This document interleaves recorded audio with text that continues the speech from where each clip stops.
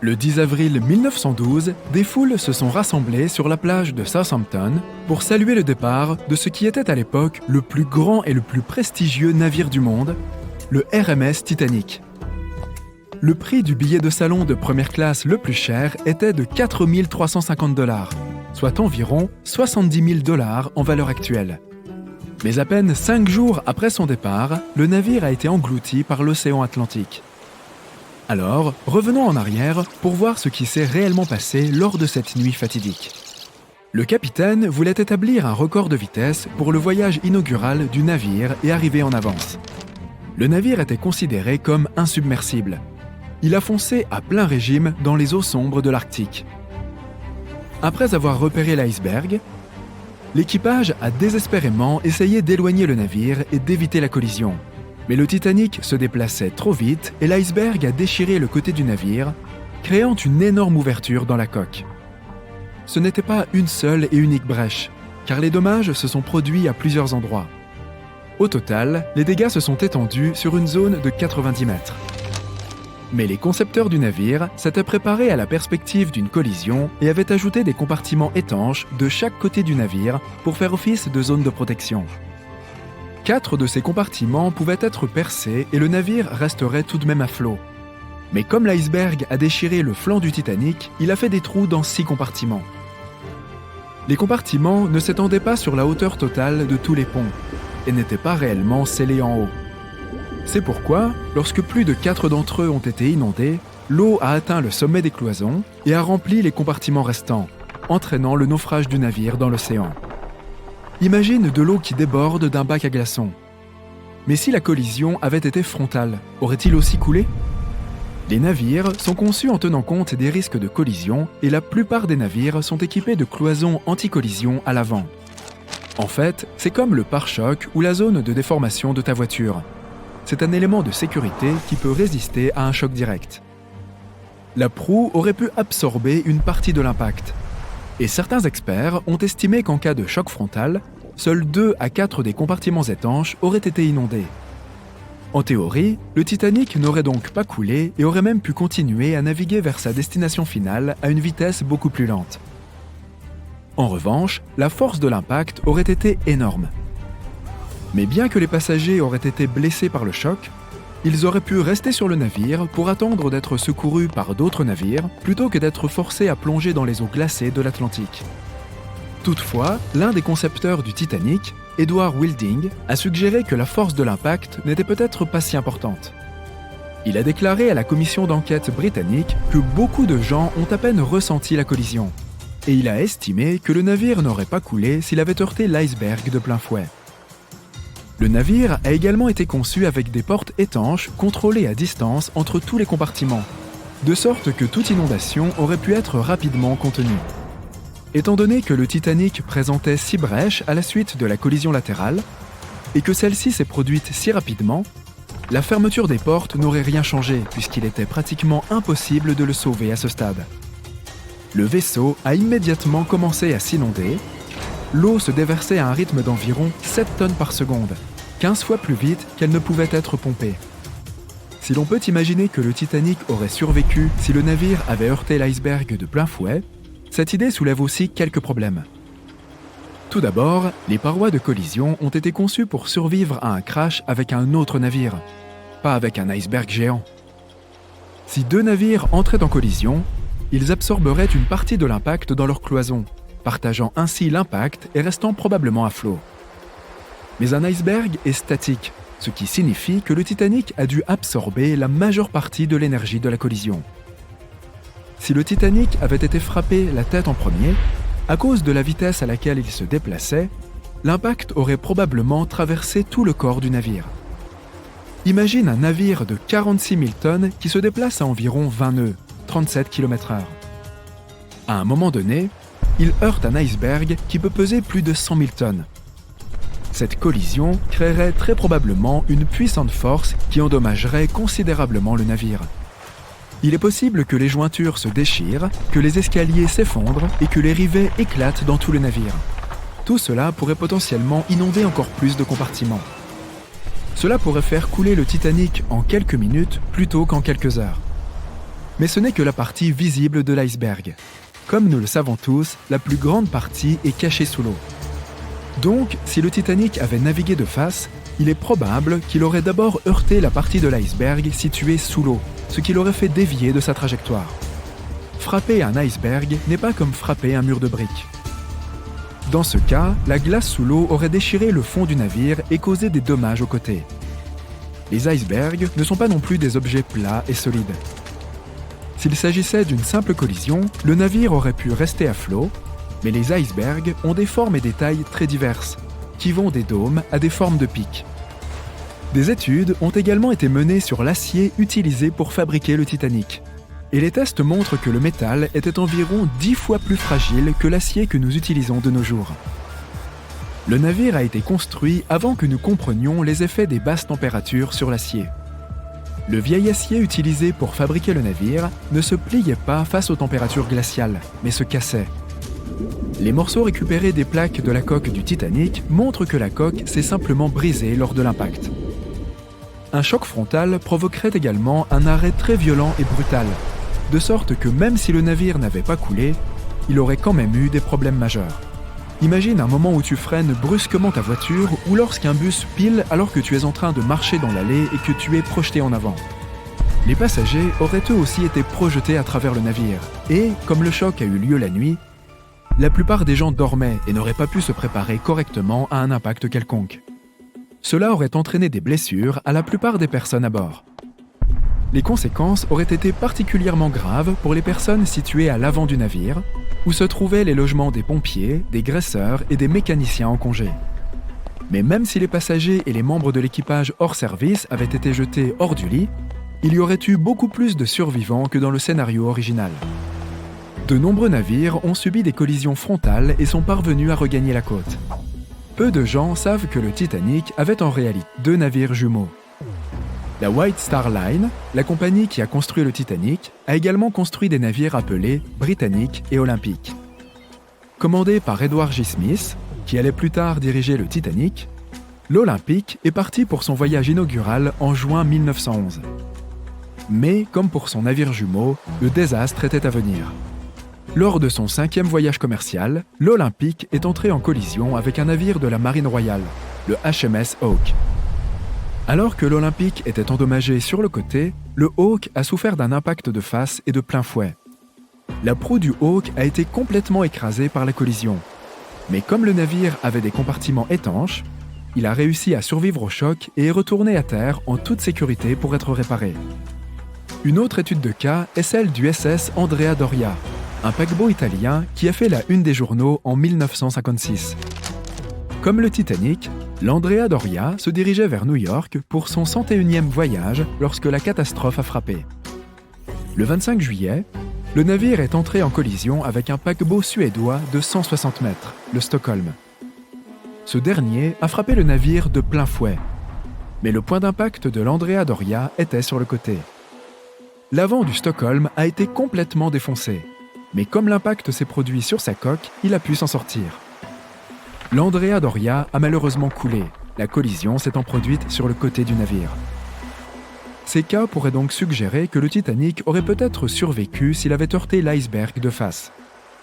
Mais il ne faut pas oublier que le Titanic a heurté l'iceberg à pleine vitesse, alors que l'Olympic et l'Andrea Doria, eux, voyageaient plus lentement. Un faisceau de lumière électrique perce l'obscurité au-dessus des eaux calmes de l'océan Atlantique.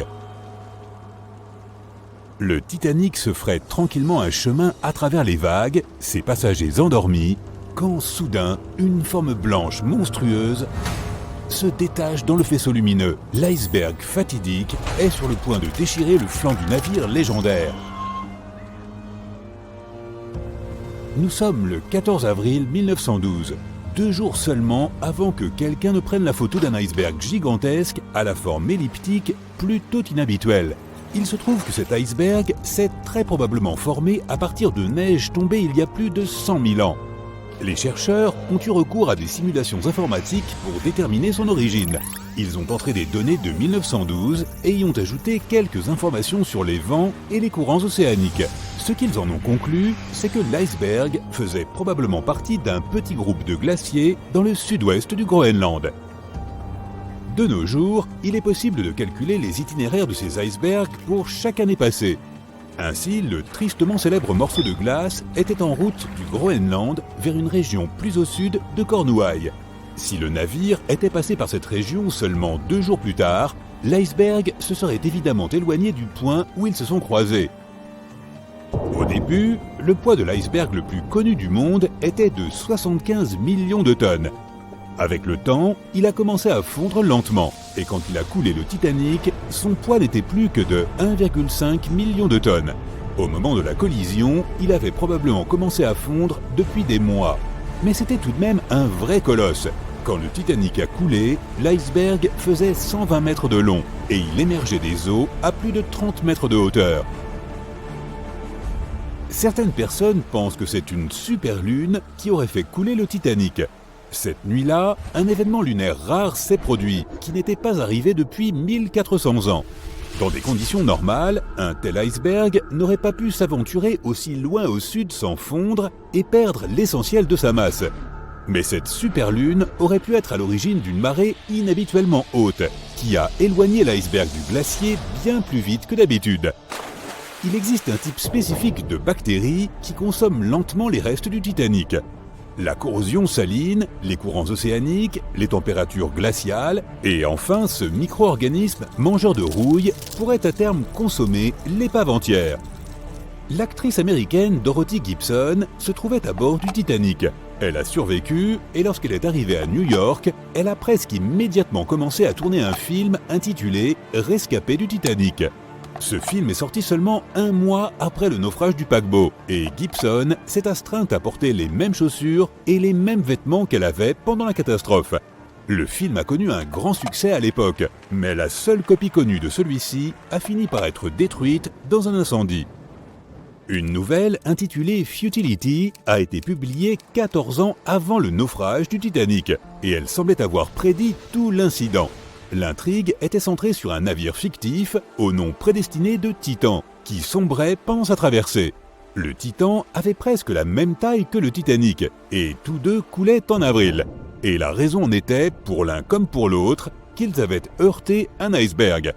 Les 2 navires, réels et fictifs, étaient décrits comme insubmersibles, et tous deux disposaient pourtant du nombre de canaux de sauvetage légalement requis, qui, comme il s'est avéré plus tard, étaient loin d'être suffisants. Nous l'avons bien vu dans le film, mais des histoires d'amour véritables se sont aussi déroulées sur le Titanic. 13 couples ont même entrepris la traversée dans le cadre de leur lune de miel. L'un de ces couples était même propriétaire du grand magasin Macy's à New York. Lorsqu'il est devenu évident que le Titanic sombrait rapidement, l'épouse a refusé de monter dans un canot de sauvetage sans son mari. Mais il ne voulait pas la rejoindre tant qu'il y avait encore des femmes et des enfants qui, selon lui, auraient dû partir en premier. Sa femme a alors cédé son manteau à sa domestique et elle a insisté pour qu'elle prenne sa place dans le canot de sauvetage. La dame, quant à elle, a décidé de rester avec son mari jusqu'à la fin. Certaines personnes pensent que le Titanic a coulé à cause d'une momie et non d'un iceberg. Tout a commencé près de 1000 avant Jésus-Christ avec une femme mystérieuse qui vivait alors en Égypte, dans la ville de Thèbes. On savait peu de choses sur elle, mais on a déduit qu'il s'agissait d'une prêtresse. Sa momie avait été placée dans un sarcophage de bois et recouverte d'un lourd couvercle orné de son visage et de quelques inscriptions mystiques. L'emplacement de sa tombe était resté secret jusqu'à la première moitié du 19e siècle, lorsqu'un groupe d'habitants est tombé dessus par hasard, mettant fin à des millénaires de tranquillité. Personne ne sait comment, mais la momie a disparu ce jour-là sans laisser de traces. Quelques décennies plus tard, un groupe de riches amis anglais qui s'étaient rendus en Égypte a retrouvé le fameux sarcophage de cette momie, dont les yeux sombres semblaient contempler l'éternité.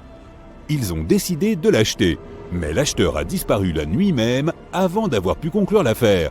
Tous les membres du groupe ont connu des accidents de leur côté. Le sarcophage est passé de main en main plusieurs fois, jusqu'à ce qu'il finisse, comme certains le pensent, sur le Titanic. Il aura fallu plus de 70 ans à un robot sous-marin pour retrouver les ruines de ce navire légendaire. L'épave repose à près de 4000 mètres sous la surface de l'océan Atlantique, scindé en deux moitiés. Pourquoi le paquebot s'est-il brisé? Personne ne le sait exactement. Certains pensent que c'est arrivé à cause de l'eau qui s'est infiltrée à l'intérieur lorsque le navire est entré en collision avec l'iceberg. La pression était si puissante qu'elle aurait fendu le Titanic en deux en commençant par la structure inférieure du navire. D'autres affirment que ce sont les rivets de la coque qui sont responsables. Ils avaient une forte concentration de scories métalliques, les résidus de la fusion. Et c'est quelque chose qui peut affaiblir le métal. Le navire présentait de nombreux défauts de manière générale, à commencer par sa conception. Les cloisons étanches n'étaient pas complètement scellées sur le dessus. Cela a permis à l'eau de circuler entre les compartiments et au final, de couler le navire tout entier. Le fer des rivets et l'acier de la coque ont été mis à rude épreuve à cause de leur forte teneur en soufre, des températures glaciales et des vitesses élevées.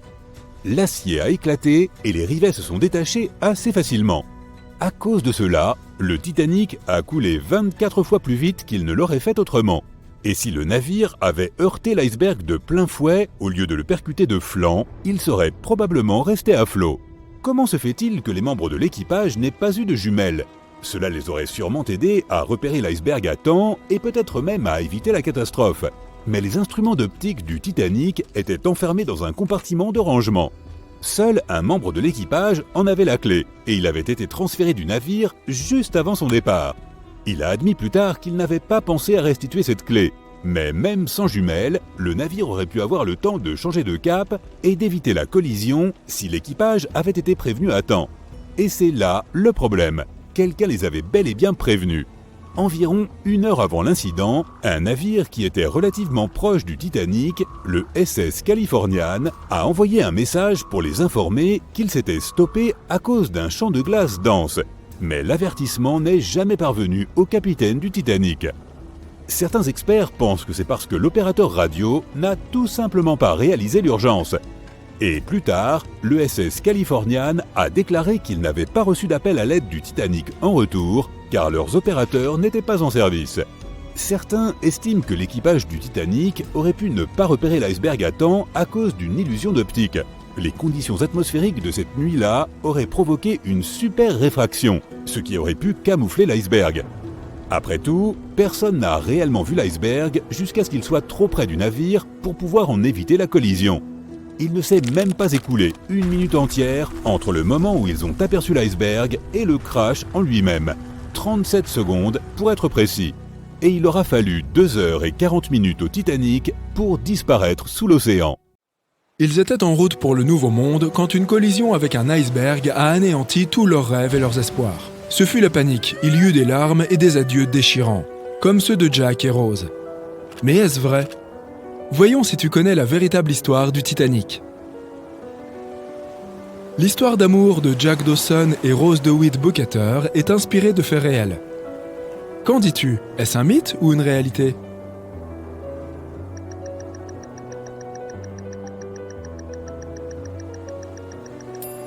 L'histoire d'amour la plus émouvante du Titanic a en fait été entièrement inventée par le scénariste et réalisateur du célèbre film James Cameron. Certains passagers figurant dans le film ont pourtant bien existé, et, pure coïncidence, il y avait un J. Dawson à bord. Mais il s'appelait Joseph, pas Jack, et travaillait comme soutier. L'objet le plus cher disparu avec le Titanic est un tableau de Pablo Picasso. Est-ce vrai selon toi?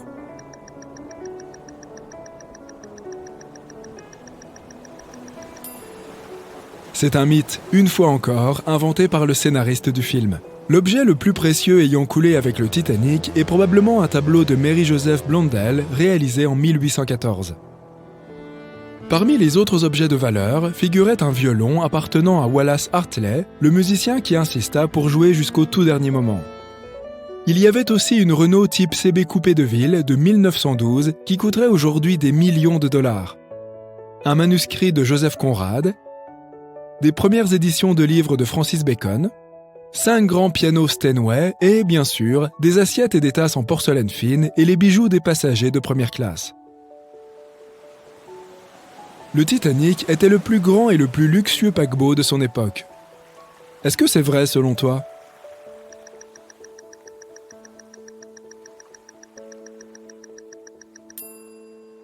Oui, c'est tout à fait vrai. En avril 1912, le Titanic était le plus grand navire jamais construit. Il mesurait 270 mètres de long et avait une capacité maximale de 2435 passagers. Ce n'est pas grand-chose comparé au plus grand bateau de croisière actuel, le Symphony of the Seas. Il est juste un peu plus long que le Titanic, mais peut accueillir plus de 2 fois plus de personnes. Mais aucun paquebot n'a jusqu'à ce jour encore battu le Titanic en termes de luxe. Sa construction aurait aujourd'hui coûté plus de 200 millions de dollars. Les billets étaient assez chers. Et oui. En première classe, il fallait débourser l'équivalent de 1700 dollars et jusqu'à 50 000 dollars pour l'une des 2 plus belles suites. Les billets de seconde classe coûtaient 700 dollars d'aujourd'hui. Une place en troisième classe coûtait entre 170 et 460 dollars actuels. La plupart des passagers du navire insubmersible ont survécu. Vrai ou faux?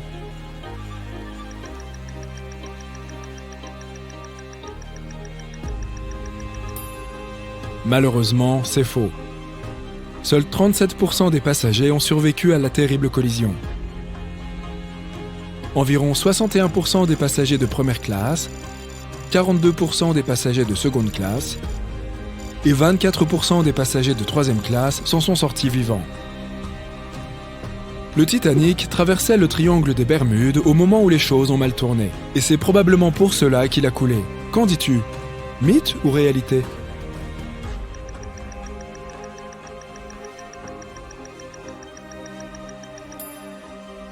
C'est un mythe à 100%. Le Titanic ne s'est jamais même approché du triangle des Bermudes.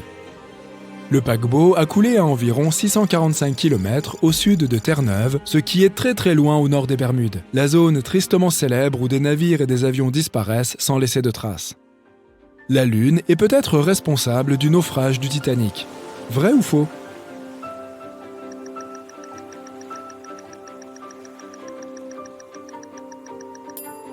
Ça, c'est vrai. La Lune affecte fortement les marées terrestres. Plus la Lune est proche de la Terre, plus les marées sont fortes à cause de la gravité croissante de notre satellite.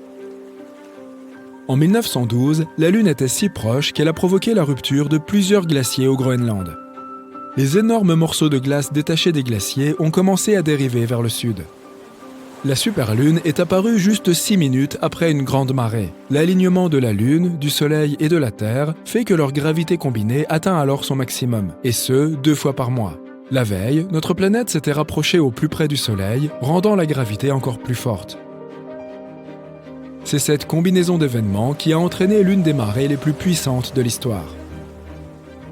Les icebergs qui se détachent des glaciers du Groenland dérivent vers les eaux côtières du Labrador et de Terre-Neuve où ils s'échouent souvent. Pour continuer, ils doivent soit fondre et devenir plus légers, soit profiter d'une marée haute qui les entraînera plus loin. La marée de 1912 était aussi haute que possible. Plusieurs routes maritimes furent donc déplacées vers le sud en raison de l'exceptionnelle quantité d'icebergs. Mais pas celle du Titanic, bien sûr, car on le croyait insubmersible. Il a fallu 4 heures et 40 minutes au Titanic pour couler. Vrai ou faux?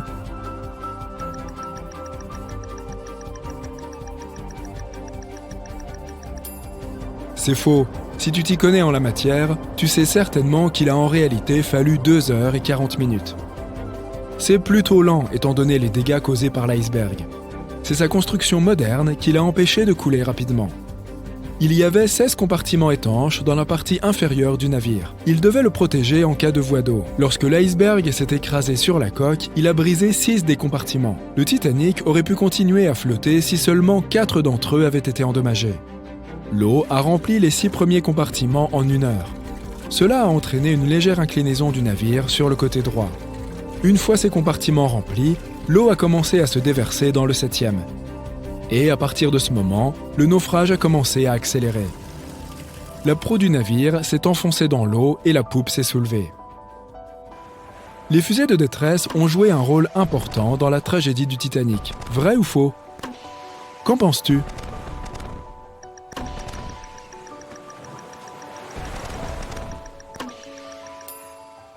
C'est vrai.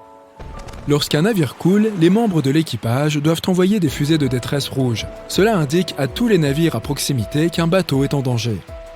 Mais pour une raison inconnue, quelqu'un avait mis des feux blancs dans la caisse à fusée du Titanic. Lorsque le navire s'est écrasé contre l'iceberg, les membres de l'équipage ont donc lancé des fusées blanches. Un autre navire, le SS Californian, se trouvait non loin à ce moment. Son capitaine savait que le Titanic traversait une zone dangereuse. L'équipage du SS Californian n'a pas vu le Titanic couler dans l'obscurité, mais ses fusées blanches étaient visibles. La communication radio entre les deux navires ne fonctionnait pas. L'opérateur avait éteint son récepteur. Le capitaine du SS Californian a alors envoyé un message à l'aide d'une lampe de signalisation morse. Mais il était trop tard. Le navire était déjà sous l'eau. Personne ne pouvait donc plus répondre. Un autre navire, le Samson, naviguait tout près du Titanic. Il progressait tout feu éteint afin de chasser le phoque, une pratique illégale. Lorsque son capitaine a vu les fusées blanches du Titanic, il a pensé qu'il s'agissait des gardes-côtes. Le Samson s'est alors éloigné aussi vite que possible. Ils se sont rendus compte qu'ils avaient abandonné les passagers à leur sort tragique après leur arrivée en Islande. En 1996, une expédition a réussi à faire remonter le Titanic du fond de l'océan. Est-ce vrai ou faux selon toi ?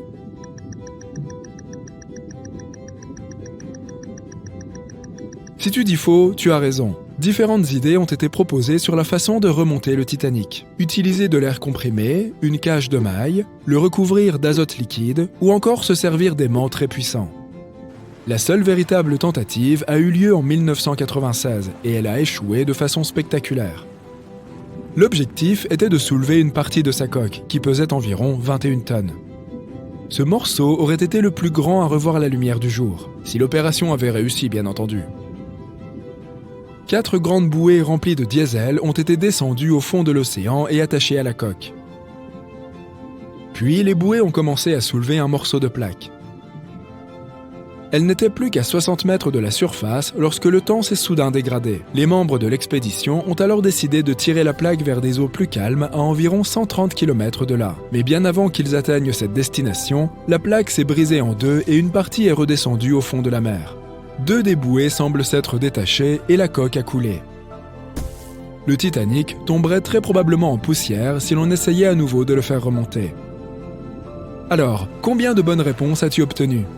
Dis-moi tout dans les commentaires ci-dessous. Rester longtemps dans une eau à 15 degrés Celsius n'est ni très agréable, ni bon pour ta santé. Mais une eau à 10 degrés Celsius est un véritable cauchemar. Elle semble beaucoup plus froide que l'air à la même température. Les passagers du Titanic étaient dans une eau à moins de 2 degrés Celsius. Peux-tu imaginer à quel point il faisait froid ? Même l'iceberg que le Titanic a heurté était plus chaud. L'eau n'a pas gelé à cause de sa forte teneur en sel. Mais que se serait-il passé si la température avait été plus élevée ? Et si le Titanic avait coulé dans de l'eau chaude, disons à 49 degrés Celsius ? En théorie, cela aurait pu se produire si les eaux de l'Atlantique Nord avaient rencontré un sous-courant chaud provenant de la partie sud de l'océan le jour de la catastrophe. Mais cette chaleur n'aurait pas été suffisante. La zone océanique est trop vaste et la température est trop basse la nuit. Le sous-courant chaud à lui seul n'aurait pas fait de différence pour les personnes qui étaient dans l'eau. Mais si le Titanic avait coulé à un autre endroit à un moment précis, alors toutes les personnes auraient peut-être pu être sauvées grâce à un incroyable phénomène naturel. Et maintenant, tout le monde à bord, notre voyage dans un univers parallèle commence. C'est une nuit sans lune du 14 au 15 avril. Le Titanic heurte un iceberg. L'eau glacée inonde les ponts inférieurs. Le capitaine envoie un signal de détresse.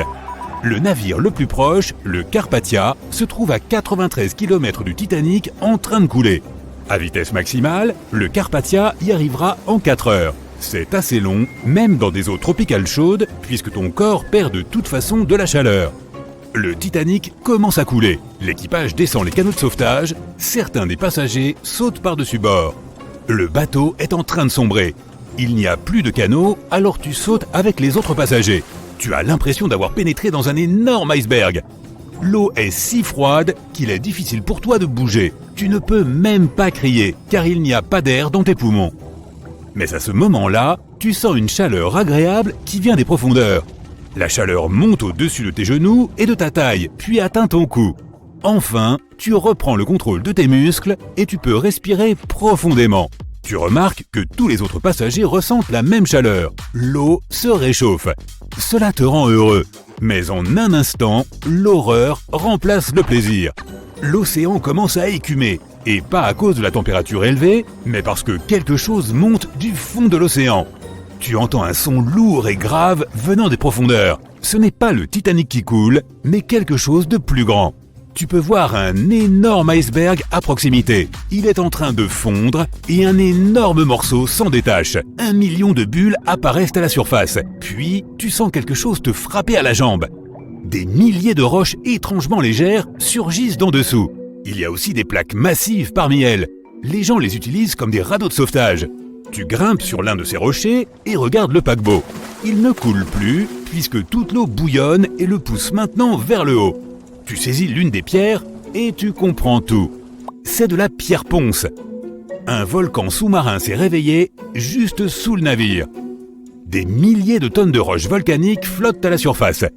Lorsqu'il entre en éruption, son magma secoue tout l'espace, réchauffe l'eau et détruit les fonds marins. Mais cela n'entraîne rien de destructeur à la surface. L'énorme pression de centaines de millions de litres d'eau annule la puissance du volcan. Les roches fondues de la croûte terrestre sont pressées contre le fond marin et la pierre ponce remonte à la surface. Voici pourquoi cela se produit. La partie supérieure de la Terre est constituée de nombreuses parties solides, les plaques tectoniques. Ces plaques entrent en collision les unes avec les autres et se divisent. Lorsqu'une partie se sépare d'une autre, le magma remonte immédiatement et chaque volcan est un de ces sites de faille instables. Si le Titanic avait navigué au-dessus d'une de ces zones pendant une éruption, de nombreux passagers auraient été sauvés. De retour dans notre univers parallèle, tu remarques que le Titanic recommence à couler. L'eau ne fait plus de bulles. Le volcan s'est éteint. En quelques secondes, l'océan redevient glacial. Heureusement, tu as ton canot de sauvetage en pierre ponce. C'est suffisant pour attendre les sauveteurs. Mais imaginons une situation sans volcan sous-marin et sans iceberg. Une situation où l'eau était chaude dès le début. L'une des turbines du compartiment moteur du navire tombe en panne. Plusieurs tuyaux éclatent à cause de la pression accrue et il y a maintenant une fissure dans le corps du navire. L'eau remplit les ponts inférieurs. Le navire coule. Les passagers sont évacués sur des canots de sauvetage. Il y a moins de panique car la nuit est chaude et personne n'a froid. Chaque passager reçoit un gilet de sauvetage. Le navire se brise. Tu comprends que tu dois sauter. Le Titanic s'enfonce sous l'eau. De nombreux passagers tombent par-dessus bord, horrifiés. Ils plongent dans l'océan sombre et remontent immédiatement à la surface. La panique et le chaos total prennent immédiatement le dessus. Le navire disparaît dans l'obscurité et finalement, tout est silencieux. Quelques minutes passent et tu remarques que la panique est passée. L'eau est chaude. Presque tous les passagers ont des gilets de sauvetage. Quelqu'un flotte sur quelques planches venues du bateau.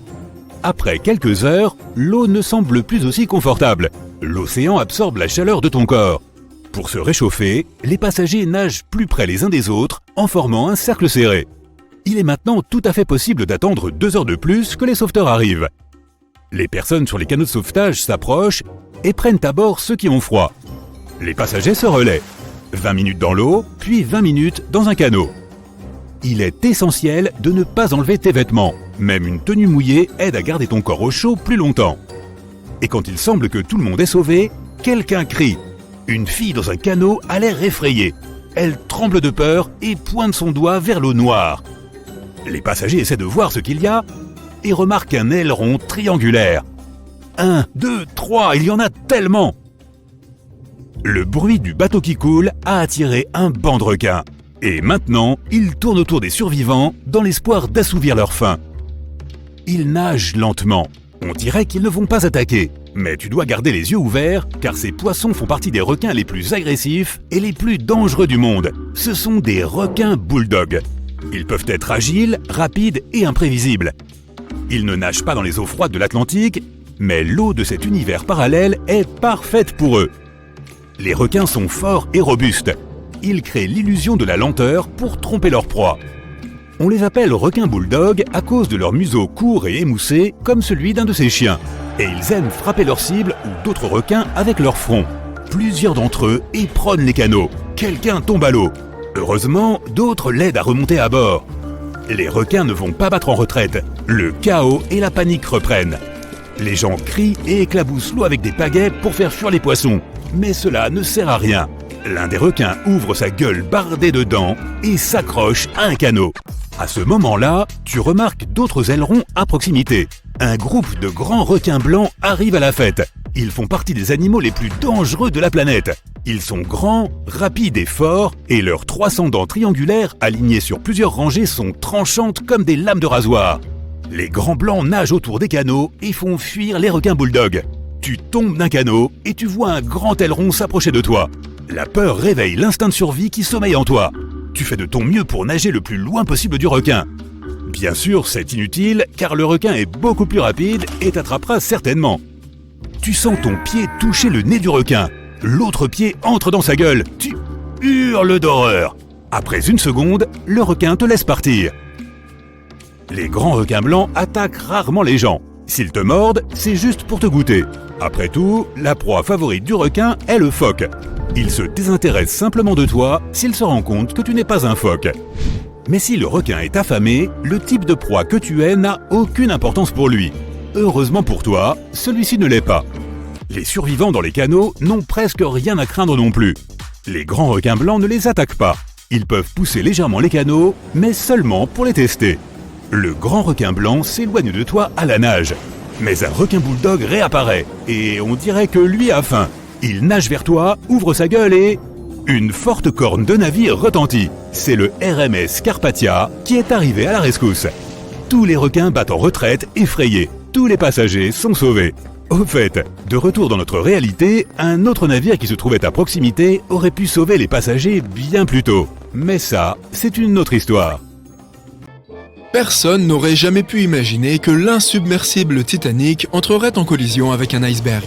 À l'exception d'un homme, William Thomas Stead. Enfin, pas comme ça, d'un coup, bien entendu. Ce n'est pas comme s'il s'était réveillé en sursaut un beau jour en imaginant le désastre du Titanic. Il a plutôt écrit une nouvelle édifiante, intitulée « Comment le paquebot postal sombrera au milieu de l'Atlantique par un survivant le 3 mars 1886 », soit 26 ans avant le naufrage du Titanic. Récapitulons brièvement. Le Titanic se rendait à Southampton, à New York, à travers l'Atlantique Nord en avril 1912. Le navire a heurté un iceberg et moins de 3 heures plus tard, il était complètement submergé. Sur les 2208 personnes à bord, seuls 706 ont survécu, en raison du nombre limité de canots de sauvetage et de l'eau glacée. Un autre navire de passagers, le Carpathia, a entendu son appel de détresse, recueilli les survivants et les a ramenés sains et saufs à New York. La nouvelle écrite par William Stead raconte l'histoire de Thomas, un marin britannique, qui monte à bord d'un paquebot à destination des États-Unis. À un moment donné, le protagoniste se rend compte qu'il n'y a pas assez de canots de sauvetage pour tout le monde à bord du navire, au cas où quelque chose se produirait. Quelques jours plus tard, un épais brouillard cache toute visibilité. Le navire joue clairement de malchance, puisqu'il entre en collision avec un vaisseau errant, tout comme le Titanic a heurté son iceberg. Seuls 200 des 916 passagers parviennent à atteindre les États-Unis sains et saufs. Le personnage principal réussit néanmoins à survivre en sautant à l'eau et en grimpant dans l'un des canots de sauvetage. On pourrait penser que cette histoire aurait incité tous les armateurs à ajouter des canots de sauvetage supplémentaires sur les navires. Mais malheureusement, elle a reçu très peu d'attention lors de sa publication. Encore plus tragique, William Thomas Stead se trouvait à bord du Titanic lorsqu'il a coulé, et il n'a pas survécu. Les survivants qui avaient fait la connaissance de Stead ont mentionné que c'était un homme affable qui aimait beaucoup discuter pendant les repas. Il admirait la conception du navire et louait sa robustesse. Des témoins ont également relaté qu'il s'était montré digne d'éloges alors que le navire sombrait, en cédant son gilet de sauvetage à un autre passager. Journaliste de métier, il se rendait à New York pour une cérémonie. L'une de ses plus importantes contributions au journalisme moderne aura été l'emploi d'illustrations dans chacun de ses articles. Il a également introduit les interviews de presse qui sont encore utilisées aujourd'hui, de même que les illustrations. Mais cette histoire n'était pas le seul ouvrage à avoir prédit une telle catastrophe. Morgan Robertson était un auteur et un ancien capitaine de navire qui écrivait des nouvelles et des romans. Son œuvre la plus remarquable est Le naufrage du Titan. Elle est également connue sous le nom de Futility. Le livre a été écrit en 1898, soit 14 ans avant le Titanic. Il s'agit d'une fiction relatant l'aventure du Titan, un paquebot similaire au Titanic, qui traverse l'Atlantique Nord. Par une incroyable coïncidence, le Titan est aussi rapide que le Titanic et partage de nombreuses autres similitudes avec lui, comme sa taille ou sa conception. Le livre le décrit comme insubmersible et comme le plus grand navire à jamais fendre les mers. Et c'est aussi ce que l'on disait du Titanic. Une autre similitude étrange est le nombre limité de canaux de sauvetage dont il dispose. L'histoire se déroule en avril, et c'est à ce moment-là que le Titanic a justement commencé son voyage et heurté un iceberg. L'histoire du Titan mentionne également que presque personne ne survit à l'horrible accident. Contrairement à l'histoire de Stead, le protagoniste de Robertson emprunte un chemin différent. Le naufrage du Titan se produit quelque part au milieu du livre. Ainsi, après la catastrophe, le personnage principal poursuit sa vie. Ce livre est revenu sur le devant de la scène après le désastre du Titanic. Comment quelqu'un pouvait-il décrire avec autant de précision les événements qui se dérouleraient près de 10 ans plus tard ? Beaucoup ont commencé à croire que Robertson pouvait deviner l'avenir. Mais en réalité, Robertson s'y connaissait tout simplement en navire. Il lui aura été facile de décrire les détails les plus infimes sans faire de recherches supplémentaires. En réalité, l'une des plus grandes menaces pour les navires de l'époque était de heurter un iceberg ou d'entrer en collision avec d'autres navires. L'histoire suivante semble quelque peu mystérieuse. Un jour, Alex Mackenzie a entendu une voix qui l'a averti de ne pas monter à bord du Titanic. Mais quand il s'est retourné, il n'y avait personne. Alors qu'il continuait de marcher, la voix lui a parlé de nouveau. Mais cette fois, elle était plus forte et plus distincte. Il a pris l'avertissement au sérieux et décidé d'annuler son voyage et de retourner à Glasgow, en Écosse, sa ville natale. Ses grands-parents n'étaient pas très contents de le retrouver au bercail plutôt qu'à bord du Titanic. Après tout, le billet coûtait très cher. Cette déception s'est très vite dissipée lorsqu'ils ont appris que le navire avait heurté un iceberg. John Coffey était membre de l'équipage du Titanic, mais il a décidé d'abandonner le voyage lorsque le paquebot s'est arrêté dans sa ville natale de Queenstown en Irlande. Sa voix intérieure lui a dit de quitter le navire, ce qu'il a fait.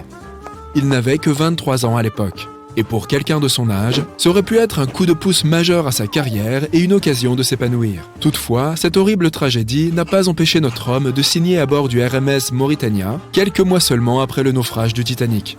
Tu parles d'un engagement. Des informations supplémentaires ont été dévoilées sur ce qui a pu contribuer au désastre du Titanic. Les constructeurs ont insisté sur le fait que le navire était insubmersible, mais de nombreuses personnes ont ensuite émis l'hypothèse que les plaques d'acier du navire étaient trop fragiles pour les eaux glaciales de l'Atlantique. Cela a pu faire sauter les rivets, permettant à l'eau de l'océan de s'infiltrer à l'intérieur. Une autre théorie veut qu'un incendie se soit déclaré sous les ponts du Titanic, qui aurait fait rage pendant 3 semaines avant le voyage. Ce feu aurait pu ramollir l'acier, permettant à l'iceberg de le déchirer comme un couteau dans du beurre. Certaines photos prises avant que le navire ne parte en voyage montrent des marques noires sur la coque, qui pourraient avoir été causées par le feu. Quoi qu'il en soit, l'iceberg aurait de toute façon causé des dommages importants, qu'il y ait eu un incendie ou non. Certaines personnes blâment également les concepteurs du Titanic. Le navire avait été construit avec de grands joints à sa base, qui se sont probablement rompus facilement lors de la collision. Bien sûr, ce ne sont là que des théories, mais nous savons avec certitude que l'iceberg était l'antagoniste principal de ce drame et que les travaux de Stead et Robertson auraient dû être pris au sérieux. Quoi qu'il en soit, cela servira de leçon à l'avenir et permettra d'éviter des tragédies similaires. Au fait, les paquebots et les navires de passagers n'existeraient pas sans Thomas Newcomen. En 1712, il a inventé un moteur à vapeur si puissant qu'il pouvait produire suffisamment d'énergie pour propulser un navire. Et c'est un siècle plus tard, en 1819, que le premier bateau à vapeur a traversé l'océan Atlantique jusqu'à Liverpool au Royaume-Uni. Il ne lui aura fallu que 29 jours pour traverser l'océan. L'industrie maritime du transport de passagers a connu un essor au début des années 1900, lorsqu'il est devenu plus facile pour les gens d'émigrer en Amérique ou de partir en vacances. Au fil des décennies, l'avion a fini par supplanter les navires de passagers, car les aéronefs étaient plus rapides et plus efficaces. De nos jours, il est assez rare qu'un navire de passagers entre en collision avec quoi que ce soit en pleine mer. Les technologies modernes permettent de détecter tout ce qui pourrait constituer une menace et même de prévoir les tempêtes. De nos jours, les bateaux de croisière sont des géants comparés aux navires de l'époque du Titanic. Les navires d'aujourd'hui peuvent transporter près de 2 fois plus de passagers et disposent d'équipements dont les gens de l'époque ne pouvaient que rêver. La plupart de nos navires de croisière proposent plusieurs restaurants, plusieurs piscines et des salles de jeu où se détendre. Si vous êtes d'humeur à vous amuser, vous pouvez même assister à des spectacles. Et n'oublions pas la possibilité d'accueillir des hélicoptères. Aucune raison de s'inquiéter en cas de malaise. Des médecins de bord sont toujours là pour aider les passagers qui en ont besoin. Et ces navires ne vont que s'agrandir dans le futur. La différence entre le Titanic et un navire de croisière moderne est à peu près comparable à celle d'un Corgi et d'un Doberman. À son époque, le Titanic était le navire le plus grand et le plus avant-gardiste dont on puisse rêver. Alors, qui sait ce que l'avenir des paquebots de croisière nous réserve ? Il pourrait même finir par abriter des villes entières. Voilà qui ferait un très gros bateau. Tu connais SOS, pas vrai ? 3 points, 3 barres obliques et 3 autres points. C'est un signal assez facile à capter en morse qui signifie « Save our souls », sauver nos âmes, ou « Save our ship », sauver notre navire. L'équipage du légendaire Titanic a désespérément essayé d'envoyer ce signal pendant 2 heures dans la nuit du 14 avril 1912. Il y avait d'autres navires non loin de l'endroit où l'iceberg a détruit le puissant Titan des mers, mais l'appel à l'aide semble avoir disparu avant de pouvoir les atteindre. Le navire de passagers SS Mount Temple a bien capté un signal et a essayé de répondre, mais le Titanic n'a jamais reçu la réponse. Alors, qu'est-ce qui a réduit au silence les appels au secours du navire ? Un triangle des Bermudes inconnu de l'Atlantique Nord ? Considère ceci. Des témoins ont dit que le ciel était illuminé par une brillante aurore boréale lors de cette froide nuit fatidique. Magnifique, oui, mais ce jour-là, les aurores boréales ont peut-être scellé le destin du Titanic pour de bon. Vois-tu, l'aurore boréale se forme grâce aux orages géomagnétiques. Cela semble compliqué, mais il s'agit essentiellement de fluctuations de la sphère magnétique terrestre. Et c'est le Soleil lui-même qui les cause. Le magnétosphère est comme une bulle protectrice qui entoure notre planète. Elle empêche les rayons solaires nocifs, les vents et autres dangers cosmiques de nous atteindre. Sans elle, la vie sur notre planète ne serait pas possible. La Terre ressemblerait davantage à Mars. Il faut aussi remercier les boussoles qui pointent vers le nord. Les experts savent que la magnétosphère terrestre affecte les équipements de navigation ou les perturbe, ce qui nous ramène au Titanic. Récemment, une chercheuse en météorologie, Mila Zinkova, a proposé une théorie selon laquelle les éruptions solaires qui ont provoqué un orage géomagnétique auraient pu jouer un rôle majeur dans la disparition prématurée du Titanic. Les éruptions solaires se manifestent sur Terre tout le temps. Certaines personnes sont particulièrement sensibles aux orages magnétiques qu'elles provoquent. Ces derniers peuvent ressentir de la faiblesse, de la fatigue, des maux de tête et même des sautes d'humeur. Les jours habituels, la pression est la même des deux côtés. La magnétosphère bloque toutes les mauvaises choses et nous sommes tous heureux. Mais parfois des explosions se produisent sur le Soleil. Elles peuvent être massives de la taille de la Terre. Ces éruptions projettent une vague de particules chargées qui entrent en collision avec la magnétosphère à une vitesse élevée. Notre bulle protectrice se met alors en défense. Elle se rétrécit, se déforme et pousse ces particules vers les pôles. Cela crée des lumières brillantes qui dansent dans le ciel. Dans le nord, nous connaissons ces lumières sous le nom d'aurore boréale. Dans le sud, aurore australe ou les lumières du sud. Lorsque la magnétosphère pousse ces particules solaires et cosmiques vers les pôles, elle entre en collision avec des molécules de différents gaz. C'est pourquoi tu as cette gamme de couleurs. Par exemple, l'oxygène peut être vert ou rouge selon la distance, et l'azote est bleu ou violet. Ce que plusieurs personnes, y compris le second officier du navire de sauvetage Kapartia, ont vu cette nuit-là, était exactement ce phénomène. L'officier l'a noté dans le journal de bord avant de recevoir l'appel de détresse du Titanic. Mais attends, je vais un peu trop vite. Les aurores sont d'un signe visible d'un orage géomagnétique. Maintenant, parlons des équipements de navigation. Cela s'applique aux satellites et aux appareils de radiofréquence. Rappelons-nous qu'à l'époque du Titanic, il n'y avait pas d'iPhone. Du coup, le citoyen moyen ne pouvait pas remarquer que ces gadgets se déréglaient. Mais les appareils de navigation et le télégraphe sans fil existaient et étaient activement utilisés. Flashback, période du Moyen-Âge, lorsque les marins remarquaient que certains jours leur boussole se détraquait. Les flèches tournaient alors dans toutes les directions et les gens de l'époque ne savaient pas pourquoi. Ce n'est qu'au XVIIIe siècle que des scientifiques français ont découvert que ces jours problématiques se produisaient en même temps que l'apparition de taches noires sur le Soleil. Les éruptions solaires. Le mystère était résolu.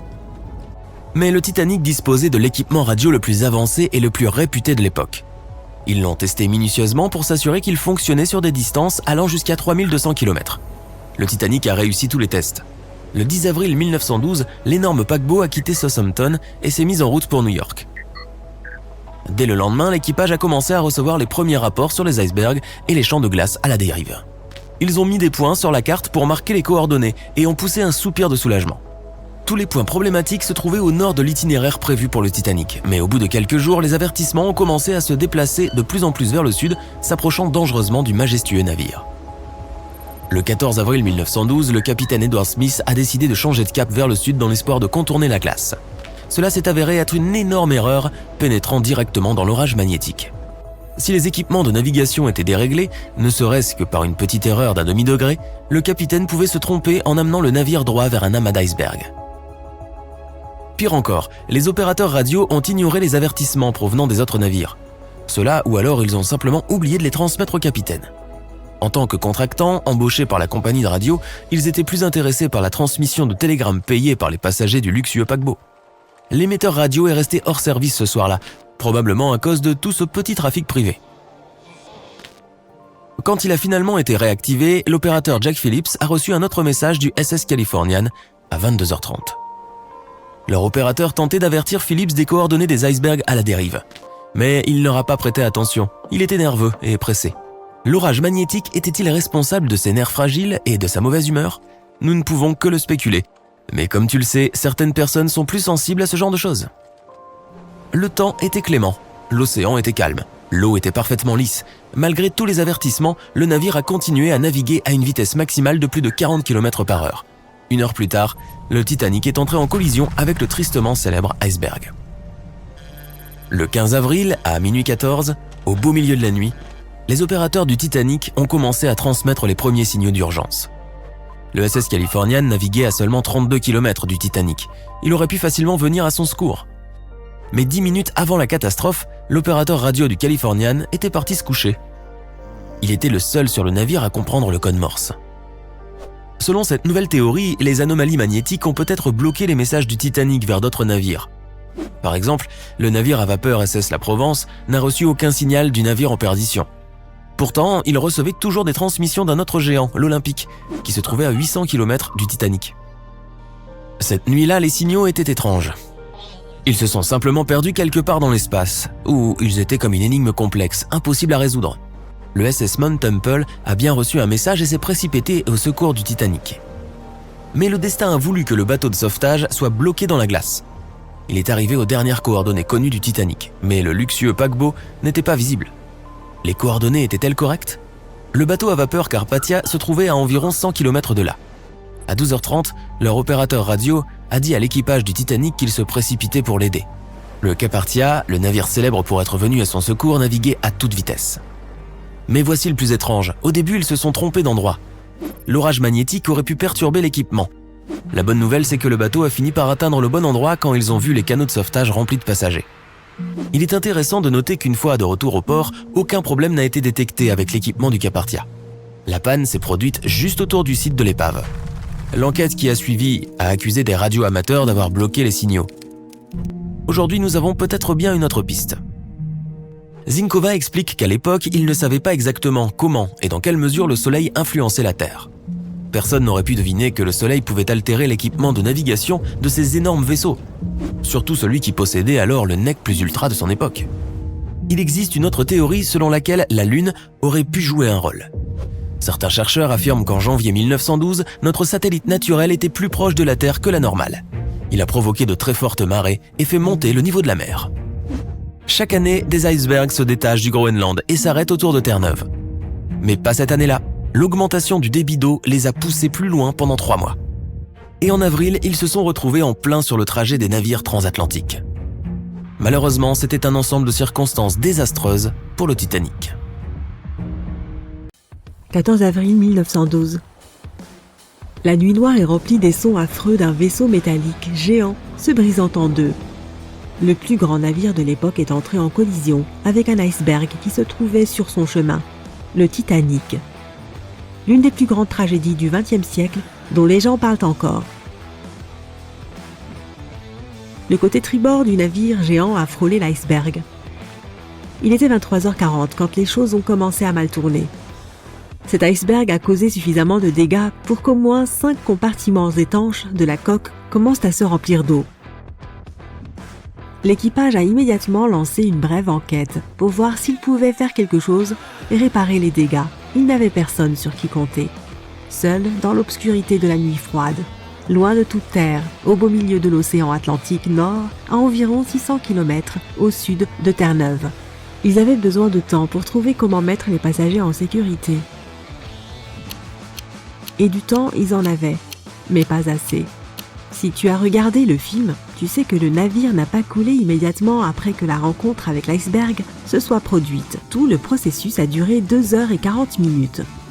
Mais la situation était délicate. Il y avait 2200 personnes à prendre en charge, y compris l'équipage et les passagers, et le chaos régnait à bord. L'ingénieur en chef Thomas Andrew a vite compris qu'il ne pourrait pas rester à flot. À minuit, tout l'équipage a commencé à préparer les canons de sauvetage pour la mise à flot. Il disposait de 20 canots avec de la place pour seulement 1178 personnes, ce qui représentait à peine plus de 50% des gens à bord.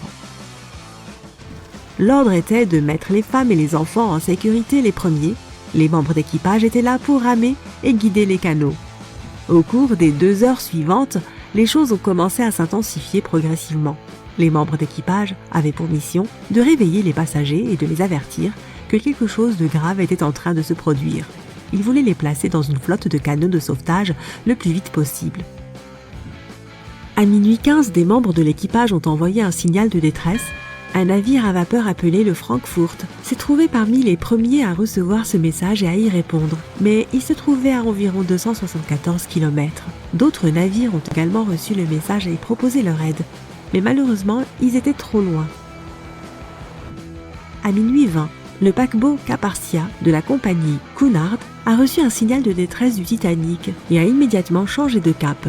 Ils étaient alors à 58 miles nautiques de distance, soit 107 km.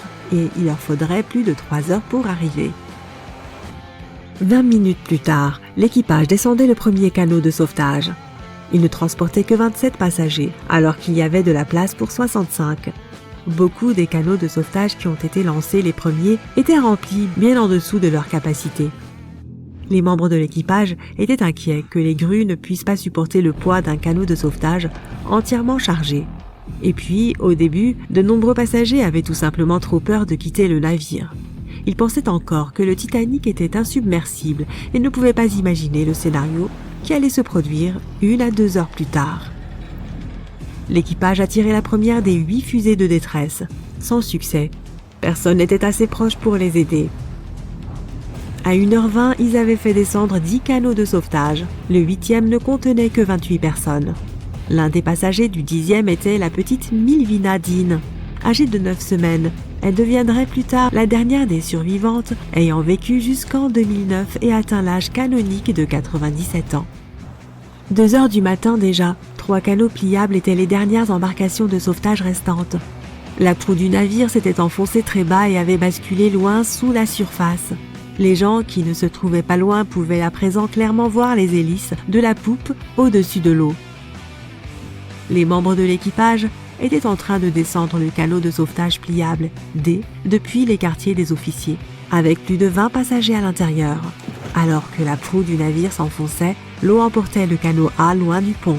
Ces 20 personnes se débattaient car leur embarcation était partiellement remplie d'eau.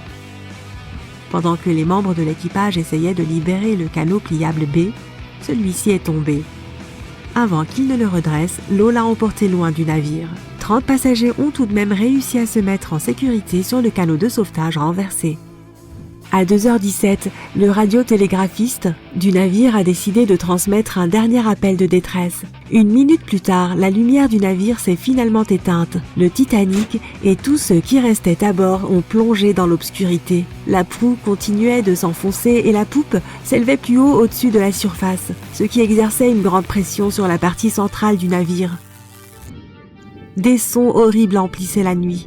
Le Titanic, cet énorme navire légendaire dans lequel tant de gens avaient placé leurs espoirs, s'est brisé en deux entre la 3e et la 4e cheminée.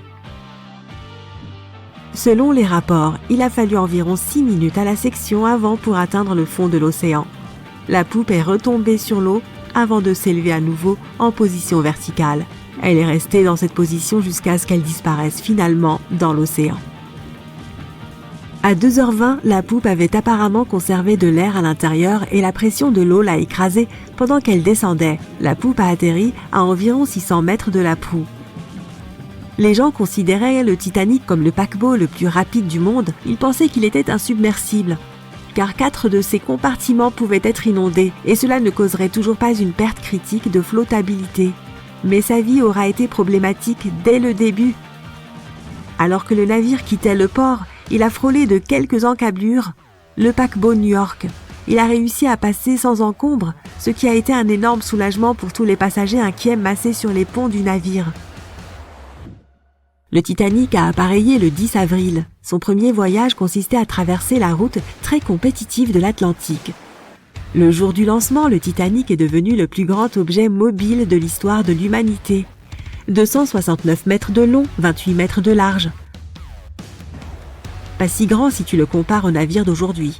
Le plus grand bateau de croisière au monde actuellement est le Symphony of the Sea de la Royal Caribbean, qui fait à peu près 5 fois la taille du Titanic. Si tu mettais ce navire en position verticale, il serait presque aussi haut que l'Empire State Building, qui fait 380 mètres de haut sans antenne. Mais le Titanic était une énorme attraction à son époque. À un moment de leur voyage, il a fait escale en France, après quoi il a effectué un autre arrêt en Irlande. Une fois que les derniers passagers sont montés à bord, le gigantesque navire est parti à toute vitesse vers sa destination finale, New York. 4 jours après le début de son voyage, le Titanic n'a pas réussi à dévier sa trajectoire d'un énorme iceberg. L'histoire que nous connaissons tous. Seules 700 personnes ont survécu et la plupart d'entre elles étaient des femmes et des enfants. La nuit était extrêmement froide. 1h20 après que le Titanic fut descendu au fond de l'océan, les survivants n'étaient même pas sûrs que quelqu'un vienne les sauver. Finalement, ils ont aperçu de la lumière. C'était le Carpathia qui venait vers eux. Ils sont venus chercher les personnes dans les canots de sauvetage. L'équipage les a fait monter à bord et a sorti une poignée d'autres passagers de l'eau. De nombreux navires ont essayé de contacter le Titanic quelques heures après son naufrage. Leurs messages n'ont jamais reçu de réponse. Plus tard, lorsqu'une enquête a été menée sur ce qu'il s'était réellement passé, ils ont découvert que le paquebot Californian de la compagnie Leyland se trouvait à moins de 30 km lorsque le Titanic coulait. Mais l'équipage n'a pas entendu les signaux de détresse venant du Titanic car leur opérateur radio n'était pas en service. Les pays des deux côtés de l'Atlantique ont été choqués et horrifiés lorsqu'ils ont entendu les détails de ce qui était arrivé au Titanic. Ils ont décidé d'apporter des changements aux opérations des navires, des règles qui aideraient à éviter de tels événements à l'avenir. Ils ont organisé la première convention internationale pour la sauvegarde de la vie humaine en mer, où ils ont adopté des règles pour que chaque navire ait suffisamment de canots de sauvetage pour tous les passagers à bord. De plus, les exercices d'embarcation de sauvetage sont devenus obligatoires. Ils ont également décidé de créer une patrouille internationale des glaces. Son rôle principal était de surveiller les icebergs dans les voies de navigation de l'Atlantique Nord. Les navires devraient également assurer une veille radio 24 heures sur 24. Le Titanic n'a pas été construit seul. En raison de la taille de ce magnifique vaisseau et de tous les nouveaux équipements qu'il nécessitait, il aurait été trop coûteux de le construire en un seul exemplaire. Alors l'entreprise a construit le Titanic en même temps que 2 navires jumeaux et tous deux ont eu des vies mouvementées. Le RMS Olympique a été prêt en premier. Il a été lancé en 1910 et pendant une année entière, il a été le plus grand paquebot du monde. Le Britannic était un autre navire jumeau qui a navigué pendant un certain temps avant de finir lui aussi au fond de l'océan. Mais seul le Titanic est devenu une légende et l'une des histoires les plus fascinantes de l'histoire moderne. C'était le plus grand navire jamais construit à son époque, et il était censé être insubmersible. Mais quelques jours après avoir entamé son premier voyage, en 1912, le Titanic a disparu, loin sous les vagues impitoyables de l'Atlantique Nord. Des 2200 passagers et membres d'équipage qui se trouvaient à bord, seuls 706 ont survécu à cette terrible nuit. Un navire plus petit aurait-il mieux résisté dans la même situation ? La taille de l'iceberg a-t-elle été un élément clé dans le drame qui s'est joué ? La décision de changer de cap au tout dernier moment pour tenter d'éviter l'impact n'a-t-elle pas constitué une erreur fatale en définitive ? 3 si qui laissent en suspens plusieurs scénarios. Nous savons que le Titanic était considéré comme une merveille d'ingénierie à son époque. Conçu par Thomas Andrews pour la compagnie maritime britannique White Star Line, il mesurait un peu plus de 270 mètres de long et 53 mètres de haut. L'espace était suffisant pour abriter 840 cabines, une piscine, un cours de squash, un gymnase et 2 salles à manger. Mais c'est sous le pont que se trouvait l'une de ses nouvelles caractéristiques les plus impressionnantes. La coque du Titanic était divisée en 16 compartiments conçus pour être étanches. Jusqu'à 4 de ces compartiments pouvaient prendre l'eau en cas de brèche, les 12 autres aidant à maintenir le navire endommagé à flot. C'est grâce à ces compartiments que le navire était considéré comme insubmersible. Selon la rumeur, Philippe Franck, le vice-président de White Star Line, aurait même déclaré « Il n'y a aucun danger que le Titanic coule. Le bateau est insubmersible et les passagers ne subiront au pire que des désagréments mineurs. » Les conséquences tragiques survenues le 14 avril 1912 ont pourtant démontré le contraire. Lorsque la glace a déchiré latéralement la coque du navire, plusieurs des compartiments étanches ont cédé. Il n'a fallu que 2h30 pour que le Titanic sombre. La taille de l'iceberg a-t-elle scellé le sort du paquebot? Les icebergs ont une grande variété de formes et de tailles. Ces morceaux de glace se sont détachés des glaciers ou de la banquise de l'Arctique ou de l'Antarctique et errent sur l'océan jusqu'à fondre complètement. L'un des plus grands icebergs jamais découverts aurait facilement éclipsé le Titanic. Découvert en 1957, il mesurait 168 mètres de haut, soit presque autant que le Washington Monument. Imagine un peu un navire percutant quelque chose d'aussi massif. Les icebergs plus petits, cependant, peuvent s'avérer tout aussi dangereux. Certains font en moyenne la taille d'une maison, ce sont des fragments d'iceberg. D'autres, plus proches de la taille d'une voiture, sont surnommés les bourguignons. Ces derniers peuvent être beaucoup plus difficiles à localiser et donc à éviter pour les navires. Bien que plus petits, ils peuvent produire beaucoup de dégâts en cas de collision. Il est essentiel de se rappeler que les icebergs sont toujours plus grands qu'ils n'en ont l'air à première vue. La majorité de leur masse est tapie sous la surface. En fait, c'est près de 80% du volume d'un iceberg qui se cache sous l'eau. La plupart de ces arêtes tranchantes et dentelées ne sont pas visibles. Approche-toi d'un peu trop près et tu risques fort d'endommager la coque de ton navire.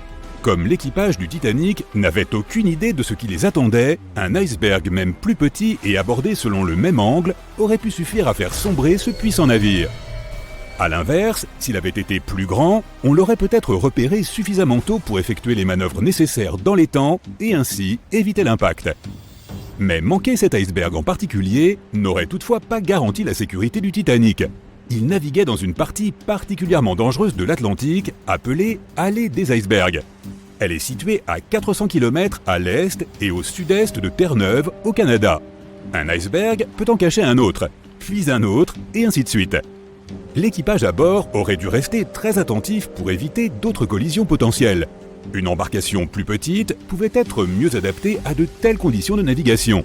La taille du Titanic était certainement un obstacle lorsqu'il s'agissait de le manœuvrer. D'ailleurs, il venait juste de quitter son quai à Southampton lorsqu'il a failli entrer en collision avec un autre paquebot plus petit, le SS New York, le manquant de 60 cm seulement. Le gigantesque navire à vapeur n'était pas fait pour opérer rapidement dans un espace restreint. Un paquebot de cette taille a besoin de temps et d'espace à sa mesure pour se mouvoir. Mais lors d'une rencontre entre un paquebot et un iceberg, la taille du bateau ne compte pas toujours non plus. L'Islander était un bateau à vapeur conçu pour voyager dans le passage intérieur en Alaska. Pendant l'été 1901, il a heurté un iceberg, entraînant la formation d'un trou au niveau de la proue. Le navire n'a pas coulé immédiatement et l'équipage a essayé de le conduire en sécurité. Finalement, sa proue a été complètement submergée et sa poupe s'est soulevée hors de l'eau. Il n'a pas fallu beaucoup plus de temps au bateau pour couler complètement. Sur les 168 passagers et membres d'équipage, 128 ont survécu. L'accident a également occasionné la perte de 3 millions de dollars en or. L'Islander avait une coque de 73 mètres, soit presque un quart de celle du Titanic. Sa taille réduite n'a visiblement pas joué en sa faveur face à l'iceberg. Et puis il y a eu le Hans et Toft en 1959. Également connu sous le nom de Petit Titanic ou de Titanic danois, il était considéré comme le navire le plus sûr à flot. Il mesurait 83 mètres de long avec 95 personnes à bord. Tout comme le vrai Titanic, le Hans et Toft avait été spécialement conçu pour faire face à la plupart des problèmes que la mer pouvait lui causer. En plus de son double fond en acier, il avait aussi une proue blindée et 7 compartiments étanches. Comment un tel navire pouvait-il couler? C'était manifestement possible. C'est arrivé lors de son premier voyage, au cours de son trajet de retour vers Copenhague. Le 30 janvier, il heurte un iceberg. Un SOS est envoyé, mais quand le Johannes Kruse arrive à son secours, le Hans Hedtoft était introuvable. La seule trace de son existence est une bouée de sauvetage rejetée sur le rivage en Islande 9 mois plus tard. Encore une fois, la taille réduite du navire ne l'a pas avantagé. Un Titanic de plus petite taille n'aurait pas garanti un voyage sûr en 1912. La dernière supposition concerne les choix de dernière minute une fois l'iceberg repéré et l'alarme déclenchée. D'abord, le Titanic aurait pu tenter un arrêt complet, mais cette option n'était pas réellement envisageable, car le navire avait besoin de près de 800 mètres pour s'arrêter. Et l'iceberg, lui, n'était qu'à 275 mètres. Ensuite, le Titanic pouvait essayer d'éviter l'iceberg en s'en éloignant. C'est d'ailleurs ce que le capitaine a ordonné. Mais la tentative a échoué, entraînant une profonde entaille sur la coque du navire. La dernière option, percuter l'iceberg de plein fouet. Cela aurait-il fait une différence ? La réponse est un intrigant « peut-être ». Certains pensent qu'une collision frontale aurait sauvé le Titanic. Dans ce scénario, la collision aurait limité les dégâts à l'avant du navire. Des prévisions ont montré que dans ce cas, seuls 4 des compartiments auraient été percés, permettant aux autres de remplir leur rôle et maintenir le Titanic à flot. Il aurait été probablement bloqué sur place, incapable de bouger, mais il serait resté à flot jusqu'à l'arrivée des secours. Cela aurait pu laisser à un bateau comme le Carpathia, qui était dans les parages, suffisamment de temps pour atteindre le lieu de l'accident et mettre les personnes à bord en sécurité. L'un des concepteurs du Titanic, Edward Wilding, a fait une déclaration dans ce sens lors d'une enquête sur le naufrage. Il a affirmé que la plupart des gens auraient survécu à un choc frontal et que le Titanic lui-même n'aurait pas coulé. Mais d'autres experts ne partagent pas cette opinion. Tout d'abord, les cloisons spéciales du Titanic ont été conçues pour protéger le navire contre les collisions avec d'autres navires, pas avec des icebergs. Ces compartiments se froissaient lors de l'impact, absorbant une partie de la force, et l'autre bateau accuserait le reste du choc. Même avec des dégâts importants, les cloisons restantes maintiendraient le Titanic à flot. Seulement, un iceberg n'a pas la même capacité d'absorption en cas de collision avec un paquebot. La majeure partie de la force aurait été absorbée par le Titanic, ce qui aurait entraîné des dégâts considérables pour le navire. Pire encore, l'impact se serait répercuté sur toute sa longueur. Les rivets auraient sauté, les coutures se seraient déchirées. Enfin, les compartiments auraient rapidement été inondés et le navire aurait coulé encore plus vite, entraînant ainsi des morts supplémentaires. Quoi qu'il en soit, comme pour la plupart des questions impliquant des si, nous ne connaîtrons jamais vraiment la réponse. Aussi tragique qu'ait été le premier et dernier voyage du Titanic, il a eu pour effet des changements qui ont contribué à rendre les sorties en mer beaucoup plus sûres. Les conclusions des audiences sur la catastrophe ont conduit à la création de la Patrouille internationale des glaces en 1914. Une organisation qui surveille les icebergs dans les océans Atlantique et Arctique pour s'assurer qu'ils peuvent être évités par les navires dans la zone. Aux États-Unis et en Grande-Bretagne, les bateaux ont été contraints de transporter suffisamment de canots de sauvetage pour accueillir chaque personne à bord. Des entraînements réguliers d'utilisation des canaux de sauvetage ont été rendus obligatoires. Les cloisons des navires ont été surélevées pour mieux empêcher l'eau de pénétrer et les fonds ont été étirés pour créer des doubles coques, contribuant à rendre les compartiments vraiment étanches. On ne peut pas nier que le Titanic a été une terrible tragédie. Mais les leçons tirées de cette nuit mémorable ont certainement permis d'en éviter bien d'autres.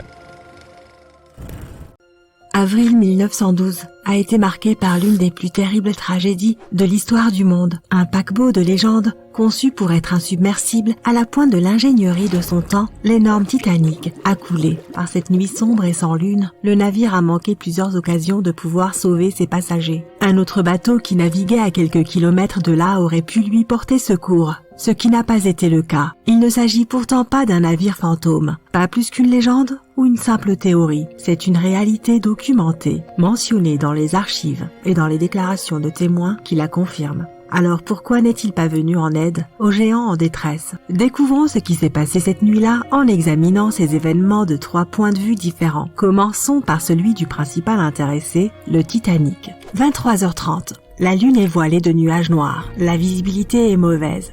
Tout est calme à bord. Sous la direction du capitaine, l'opérateur de communication reste en contact avec le continent par radio. À ce moment-là, un inconnu s'introduit sur la fréquence interrompant la communication de l'opérateur. On ne sait pas très bien ce que veut cet homme étrange et de quoi il parle. L'opérateur n'essaye pas de le comprendre. Il crie sur cet homme en lui demandant de se déconnecter. La connexion est interrompue. À 23h40, Le Titanic s'écrase latéralement contre un iceberg. La glace brise la coque. L'eau commence à inonder les ponts inférieurs. Personne ne panique encore. 20 minutes plus tard, à minuit, l'équipage envoie un signal de détresse par radio. Peu de gens comprennent à quel point la situation est grave. Après 20 minutes, à minuit 20, on commence à descendre des canaux de sauvetage avec des passagers. À minuit 25, ils reçoivent une réponse au signal de détresse. C'est le RMS Carpathia. Leur capitaine rapporte qu'il navigue déjà à vitesse maximale vers le Titanic. Malheureusement, il se trouve à près de 93 km du site de l'accident, ce qui signifie qu'ils n'arriveront pas avant 4 heures. À minuit 45, l'équipage du Titanic lance des fusées de signalement.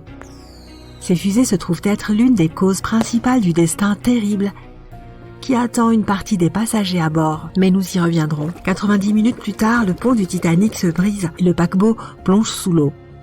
À 4h10, le Carpathia arrive enfin à l'endroit du naufrage. L'équipage mettra tout en œuvre pour sauver les survivants. Ils récupèrent 705 personnes à leur bord. C'est là qu'un autre navire apparaît. Il s'agit du SS Californian. Le Carpathia vogue vers la côte de New York, rempli de ses rescapés.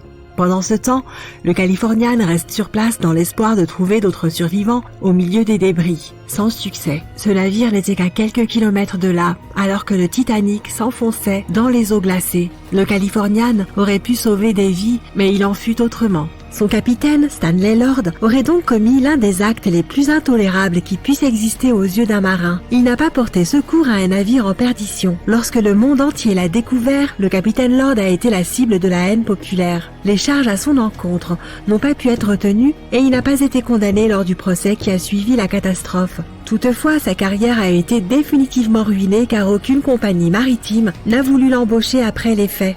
Malgré cela, il n'a jamais avoué sa responsabilité et cela jusqu'à sa mort. Peu de temps avant son décès, il a d'ailleurs expressément clamé son innocence. S'il dit vrai, alors que s'est-il passé? Allons voir du côté du Californian. C'est la nuit du 14 avril. Le Californian navigue dans les eaux glacées de l'Atlantique Nord. Le navire entre dans une zone où il y a de nombreux icebergs. À 22h10, le capitaine Lord décide de mettre son vaisseau à l'arrêt. Il est trop dangereux de se déplacer dans cette zone car en cas d'impact, la coque risque d'être endommagée. À 23h, le Californian commence à dériver. Se déplacer dans de telles conditions est extrêmement difficile, surtout avec une si mauvaise visibilité. Le capitaine sait que le Titanic doit passer par là. Il ordonne donc à l'opérateur radio d'avertir le navire du danger. L'opérateur radio, dénommé Evans, allume les émetteurs et essaye de contacter le Titanic. Au bout d'environ 30 minutes, la connexion est enfin établie. À ce moment-là, l'opérateur radio du Titanic est en communication avec le continent. Evans interrompt la conversation et essaye d'avertir le Titanic du danger qu'il court. L'opérateur ne comprend rien à ce que dit Evans et s'agace de son irruption intempestive sur le canal radio. Il se met en colère, crie sur Evans et finit par couper la connexion. Lassé, Evans éteint l'émetteur et informe ses supérieurs de l'incident. La façon dont le capitaine a réagi à cette nouvelle reste un mystère. Il a probablement pensé que le Titanic était au courant du danger. Il laisse Evans aller se coucher. Si Evans n'avait pas éteint la radio et était resté éveillé 1 heure de plus, il aurait entendu le signal de détresse provenant du Titanic. Difficile pourtant de le blâmer dans ces circonstances. En effet, il n'a aucune raison officielle à ce stade de ne pas quitter son poste. Il est épuisé et ne pouvant pas lutter contre la somnolence, il va se coucher.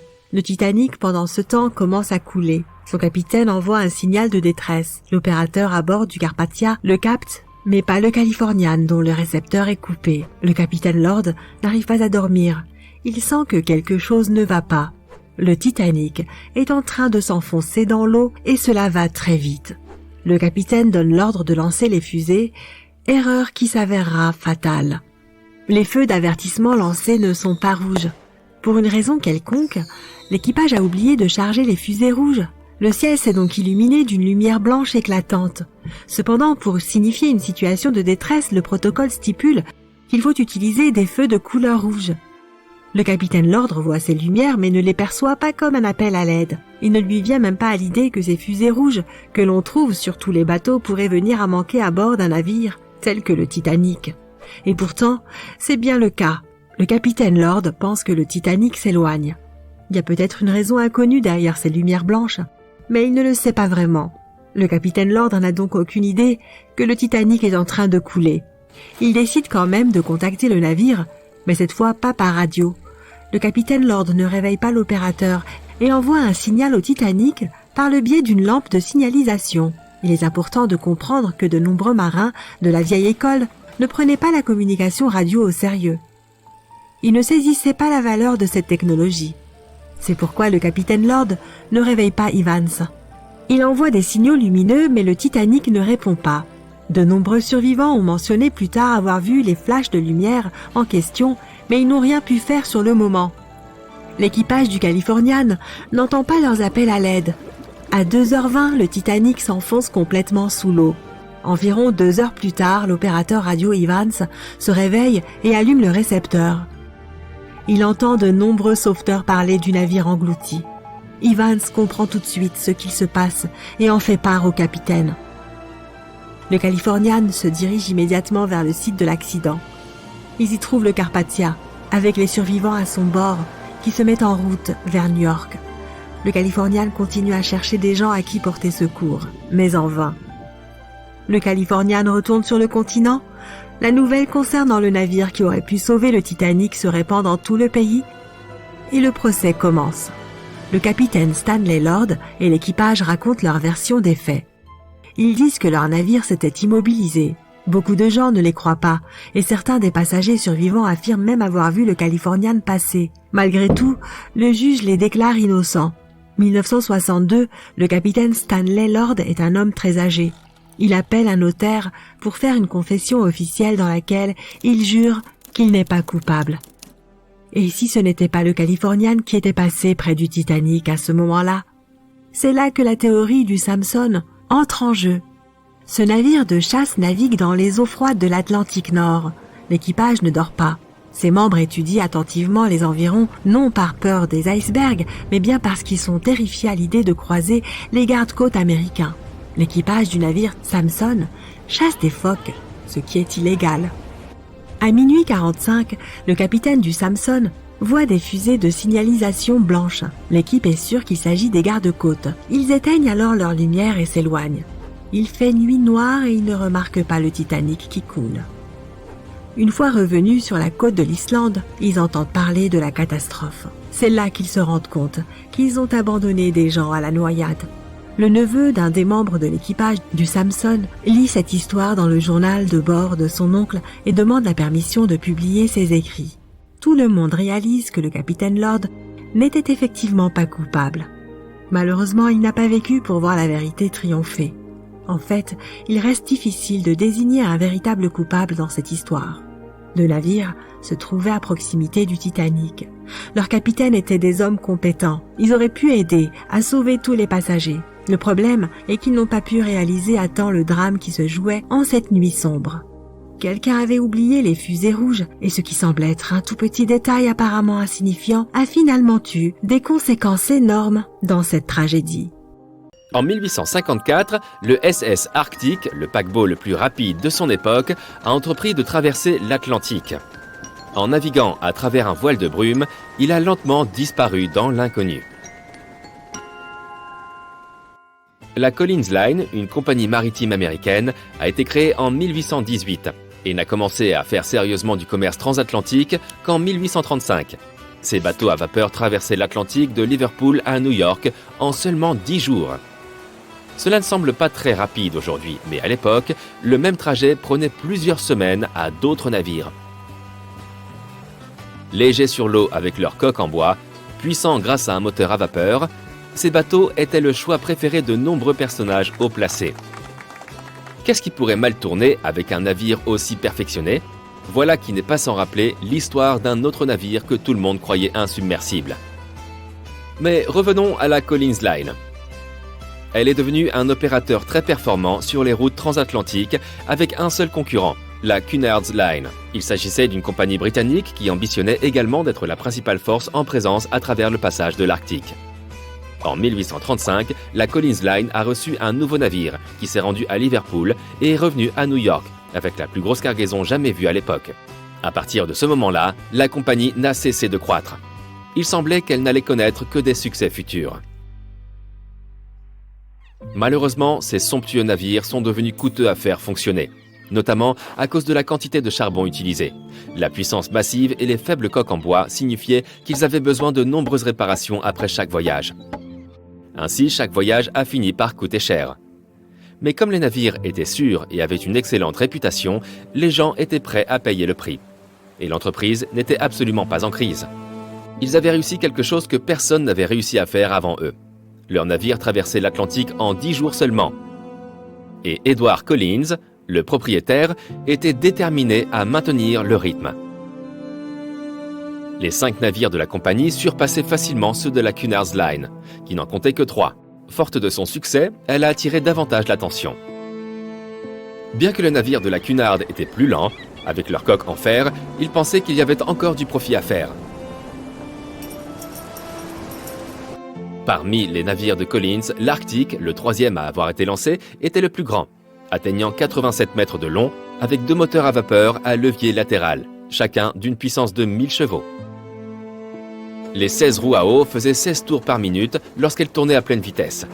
Au moment de son lancement, la presse l'a qualifié de « vaisseau le plus stupéfiant jamais construit aux États-Unis ».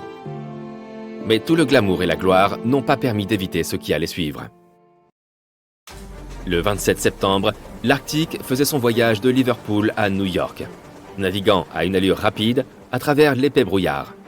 Il est possible qu'à ce moment-là, après 4 ans de voyage record, l'équipage ait pris trop confiance en sa navigation et en son navire. À seulement 80 km de Terre-Neuve, ils ont imprudemment poursuivi leur route dans le brouillard, sans contact radio, sans sonar, ni aucun autre moyen d'identifier de potentiels obstacles, équipés uniquement de codes Morse. Un navire de pêche plus petit, le SS Vesta, opérait souvent autour de Terre-Neuve. Il passait par le même chemin que l'Arctique et s'est écrasé sur son flanc. Choqué par la collision, le capitaine de l'Arctique a proposé son aide au Vesta, beaucoup plus petit. Mais il était vite devenu évident que les dégâts sur l'Arctique, qui semblaient mineurs, étaient en réalité sérieux. Sous la ligne de flottaison, un trou laissait entrer l'eau dans la coque. C'était le défaut d'une coque aussi légère et rapide. Ils se sont dirigés vers la terre ferme en essayant de colmater le trou. Mais ils ne s'en sortaient pas et l'eau de mer continuait à affluer, remplissant le navire qui s'enfonçait de plus en plus. Et finalement, une fois que la salle des machines a été pleine, les chaudières se sont éteintes, privant le navire de la puissance massive pour laquelle il était légendaire. Il a continué à naviguer lentement avant de s'arrêter complètement. Il continuait à couler et l'ordre a été donné de l'abandonner. À l'époque, le droit maritime autorisait l'Arctique à ne transporter que 6 canots de sauvetage, capables de sauver seulement 180 personnes. L'équipage et certains des passagers ont réussi à se frayer un chemin sur le pont et ont pris la plupart des sièges de ces canots.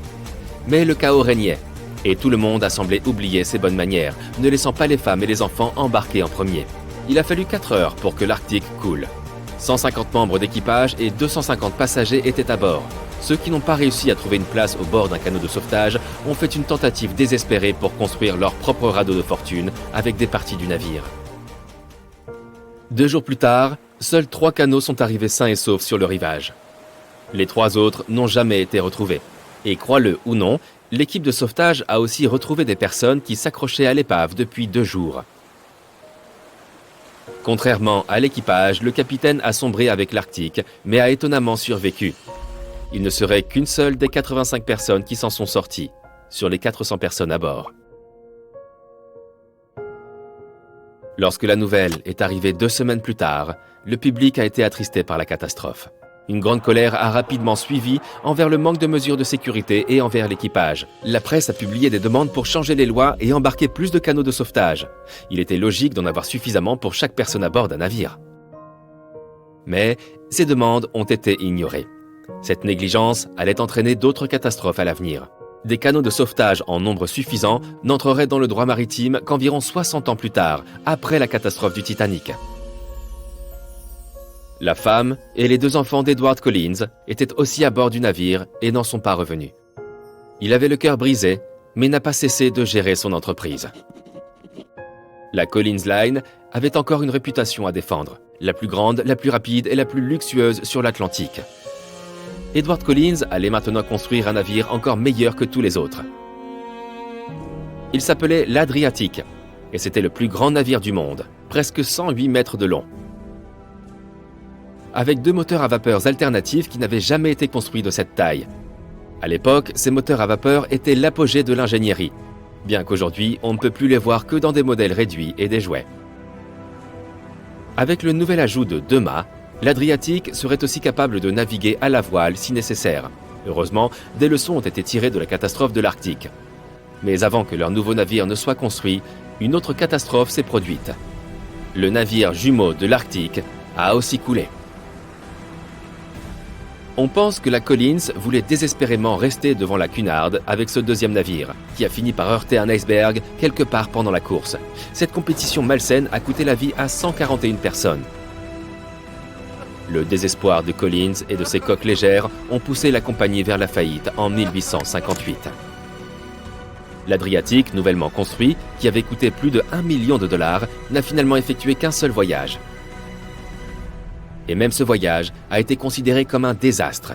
Le navire est entré en collision avec un remorqueur. Il a tout de même réussi à terminer son voyage inaugural dans un temps convenable. Après la faillite de l'entreprise, il a fallu vendre le navire pour seulement 50 000 dollars. Les grands moteurs géants ont été retirés et remplacés par des voiles uniquement. Bien qu'il ait été autrefois le plus grand navire de haute mer, ce n'était que 30 ans plus tard qu'il a été abandonné dans une rivière, qualifiée d'irréparable. Les autres navires restants ont également été vendus et n'ont servi que pour les pièces détachées. Edward Collins a complètement quitté l'industrie, cherchant plutôt à travailler sur la terre ferme. Comme la Collins Line n'était plus dans le coup, la Cunard est montée en puissance. Sans concurrence, elle a dominé le marché pendant les 30 années suivantes. 180 ans plus tard, après avoir produit des centaines de navires, elle a toujours une présence constante sur les mers en proposant des traversées transatlantiques, des voyages autour du monde et des croisières de loisirs. À ce jour, la Cunard Line est la seule à exploiter des navires entre l'Europe et l'Amérique. Et c'est une belle preuve que ce n'est pas toujours le plus rapide qui gagne la course. Un épais brouillard se lève sur l'océan tandis que le soleil descend lentement sur l'horizon. Il est difficile de voir à plus de quelques dizaines de mètres devant soi, mais c'est suffisant pour distinguer une forme squelettique et imposante au loin. Alors que ton navire s'approche de la silhouette, ton cœur se met à battre plus vite, et enfin tu devines les contours d'un autre navire, abandonné à en juger par son apparence. Les bateaux fantômes existent, et leurs mystères n'ont pas toujours été résolus. Celui du MV Royita, par exemple. C'était un yacht de luxe, fait de bois et construit en 1931. Il est passé de main en main pendant plus de 20 ans avant d'être racheté par un marin des îles Samoa et d'être transformé en un navire marchand. En 1955, cependant, le service du Royita a connu une fin abrupte et mystérieuse. Le 3 octobre, il a pris mer pour un énième voyage commercial. Celui-ci n'aurait pas dû prendre plus de 48 heures. Les retards sont courants en mer. Alors que le Royita n'est pas arrivé comme prévu le 5 octobre, on ne s'en est pas tout de suite inquiété. Mais il n'est pas arrivé non plus le jour suivant. Et on ne détectait aucun signal de détresse, ni un quelconque signe de la présence du Royita entre ses points de départ et d'arrivée. Une équipe de recherche et de sauvetage a alors été envoyée pour retrouver le navire, et pendant 6 jours, elle a parcouru la zone de près de 259 000 km². Le 12 octobre, la mission est revenue à la base sans l'avoir retrouvée. Le Royita avait disparu sans laisser de traces. Ce n'est qu'un mois plus tard que les personnes à bord d'un autre navire marchand, le Tuvalu, ont repéré le navire disparu, dérivant loin de sa route en haute mer et gîtant fortement. Les marins sont montés à bord du navire et ont découvert que tout son équipage ainsi que ses passagers, 25 personnes au total, avaient disparu, de même que la totalité de la cargaison que le navire transportait. Sa radio était réglée sur le canal de détresse international, ce qui signifie que l'équipage avait essayé d'appeler à l'aide. Mais il n'avait pu joindre personne car le câble radio avait été endommagé, limitant sa portée à guère plus de 3 km. Les canaux de sauvetage avaient également disparu, ce qui indique que les passagers avaient réussi à quitter le navire. Malheureusement, ils avaient emporté le journal de bord avec eux, laissant l'équipage de sauvetage désemparé et sans ressources pour leurs recherches. Aujourd'hui encore, le mystère du MV Royita n'a pas encore été résolu. Personne ne sait où l'équipage et les passagers sont allés, ni ce qui les a poussés à partir. Le SV Carroll à Deering n'est pas un bateau fantôme au sens habituel du terme. on ne l'a jamais vu en pleine mer.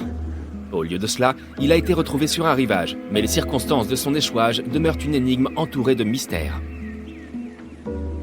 Le Carroll A. Deering avait été construit en 1919 dans le Maine. C'était un grand navire conçu pour les voyages commerciaux.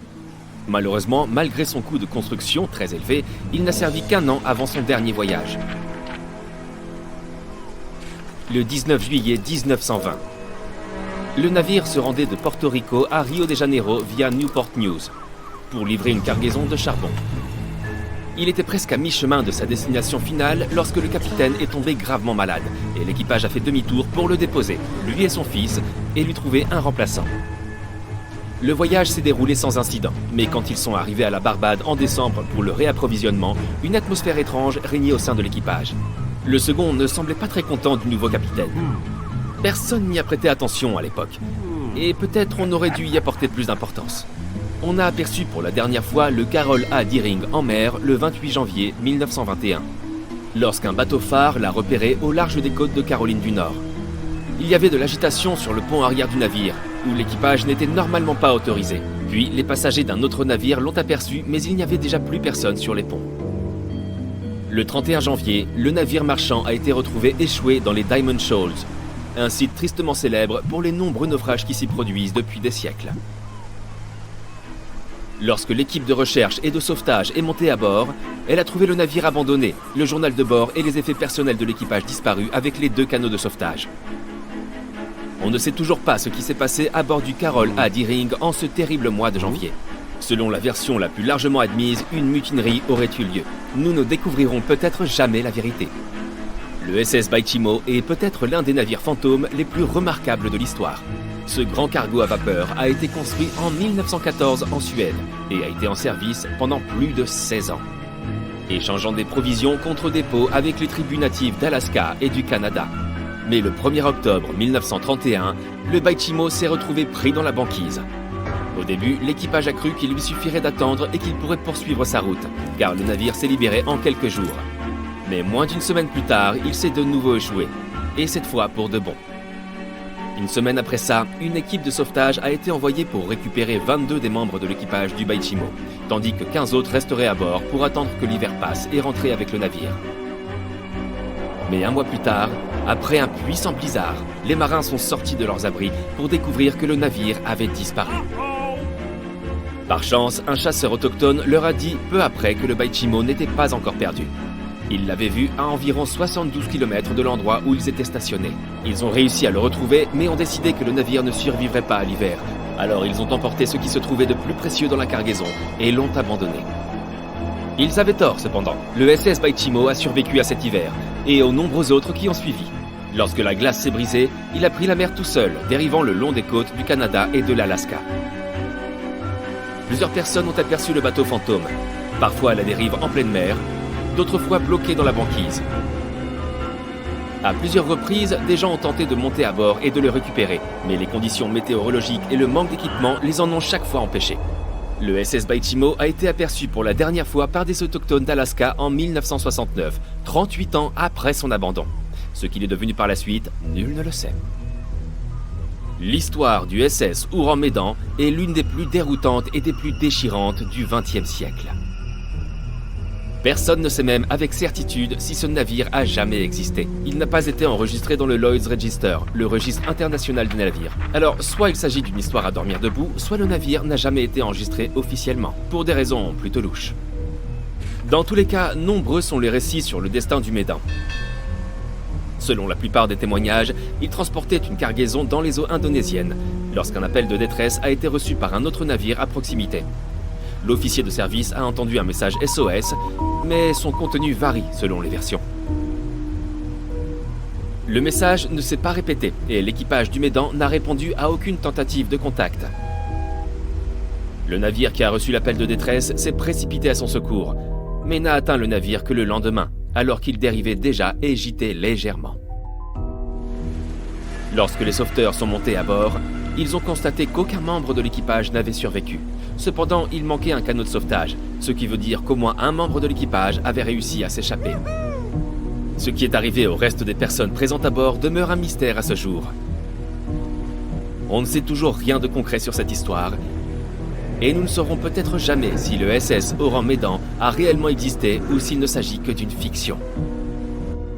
Le SV Zebrina était une barge à voile, pourvue de 3 mâts, construite en 1873 pour effectuer des voyages commerciaux fluviaux en Amérique du Sud.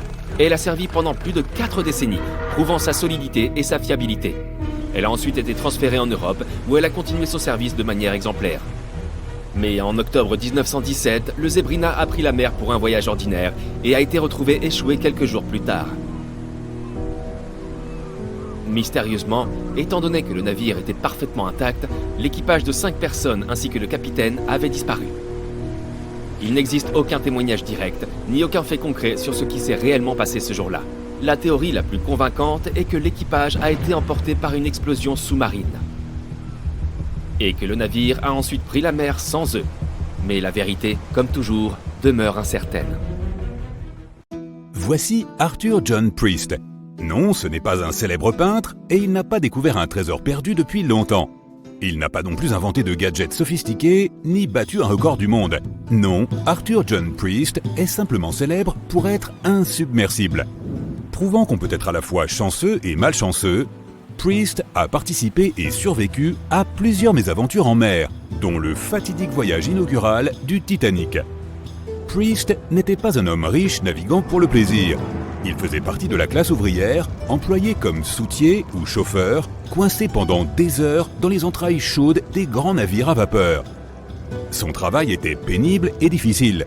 Il était chargé de maintenir les fourneaux allumés en les alimentant en charbon afin que la vapeur produite soit suffisante pour que les moteurs fonctionnent.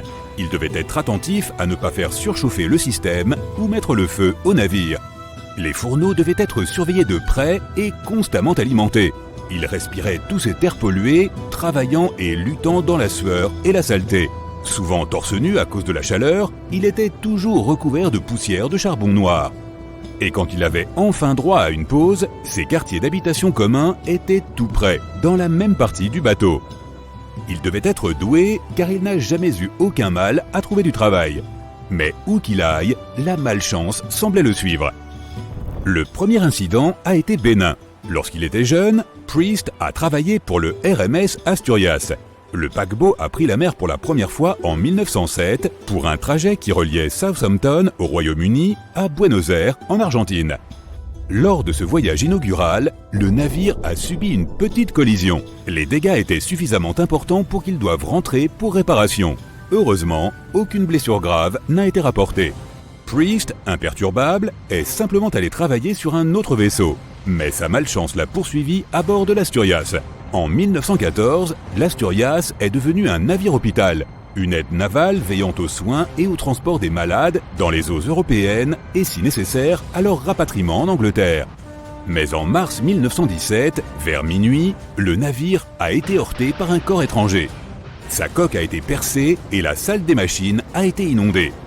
Le capitaine a ordonné à tout le monde d'abandonner le navire, envoyant l'équipage, les patients et le personnel de santé dans les canots de sauvetage. Le vaisseau était toujours en mouvement, se propulsant dans l'eau car les commandes principales, situées dans la salle des machines submergées, ne pouvaient pas être éteintes. Le capitaine a refusé de quitter le navire alors que les gens essayaient encore de s'échapper. Il a pu diriger l'Asturias vers Bolt Head où il a finalement atteint la terre sans couler. Les canots de sauvetage restants ont été descendus et les derniers survivants ont pu se mettre en sécurité. Lorsqu'ils ont étudié plus tard les dégâts subis par le navire, l'Asturias a été considéré comme une totale épave. Il serait exagéré d'attribuer la survenue de cette catastrophe au passage de Priest à son bord. Après tout, il n'était même pas sur le navire à l'époque. Mais il semblerait quand même que beaucoup des bateaux sur lesquels il a servi ont dû faire face au désastre. Sa malchance l'a accompagné à son poste suivant sur le RMS Olympique, un énorme paquebot. L'Olympique était vraiment très grand. D'ailleurs, il avait été conçu et réalisé au sein de la même flotte que le Titanic. Mais cette grande taille impliquait des sacrifices. L'Olympique était parfait pour naviguer droit dans une direction donnée, mais très difficile à manier quand il s'agissait de tourner. En septembre 1911, le Hawkey, un navire plus petit qui naviguait à proximité, n'a pas laissé assez de place aux grands vaisseaux pour manœuvrer. L'Olympique a essayé de modifier sa trajectoire, mais les deux se sont percutés. Le Hawkeye, ayant été conçu pour faire face à d'éventuelles confrontations en mer, sa proue renforcée a déchiré la coque de l'Olympique. Deux grandes entailles sont apparues sur le flanc du paquebot. L'arbre à hélice a été gravement tordu. Pire encore, le navire a commencé à prendre l'eau. D'une manière ou d'une autre, l'Olympique a réussi à atteindre la côte sans sombrer, et personne n'a été gravement blessé. Priest n'avait alors aucune idée que cela n'était qu'un avant-goût de ce que l'avenir lui réservait. Il a ensuite trouvé un emploi sur un navire tout neuf, un paquebot extraordinaire, une merveille insubmersible dont on disait qu'il était le plus grand jamais construit. Oui, il allait travailler sur le Titanic. Et quel travail!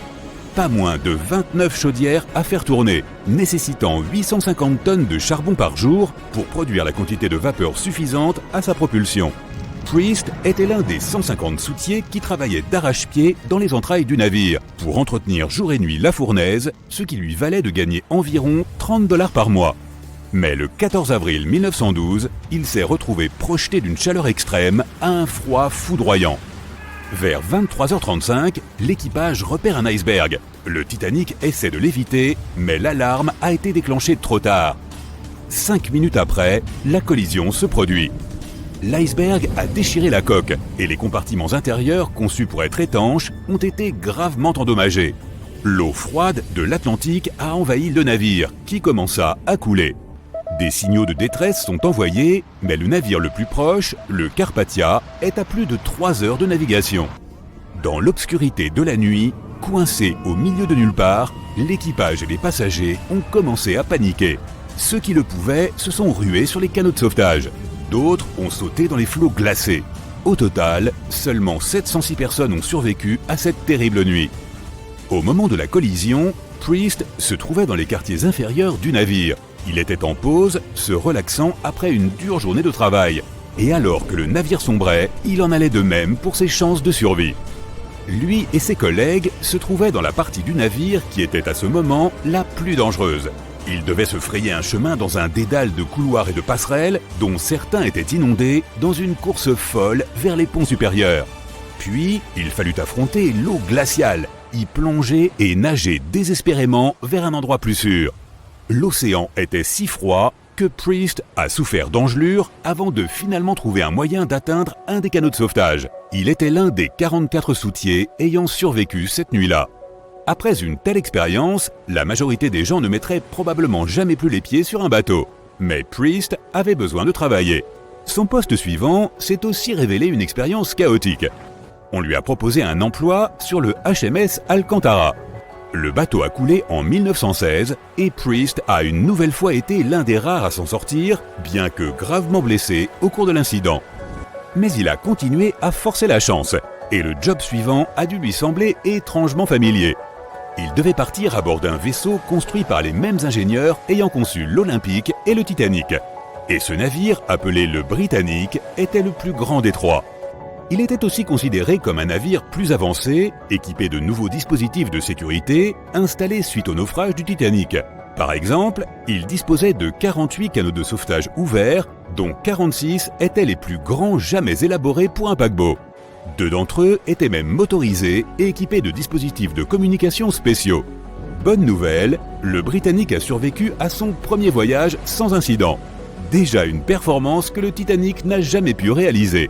Cependant, le 21 novembre 1916, le Britannic a été ébranlé par une forte explosion, alors qu'il voyageait dans le canal de Kea, dans la mer Égée. La coque était endommagée et une partie des compartiments a commencé à se remplir d'eau. Contrairement au Titanic, le Britannic avait été précisément préparé à une telle urgence. Il était équipé de 5 cloisons étanches qui, en restant intactes, devaient maintenir le navire à flot pendant une période de temps beaucoup plus longue. Mais il y avait un problème.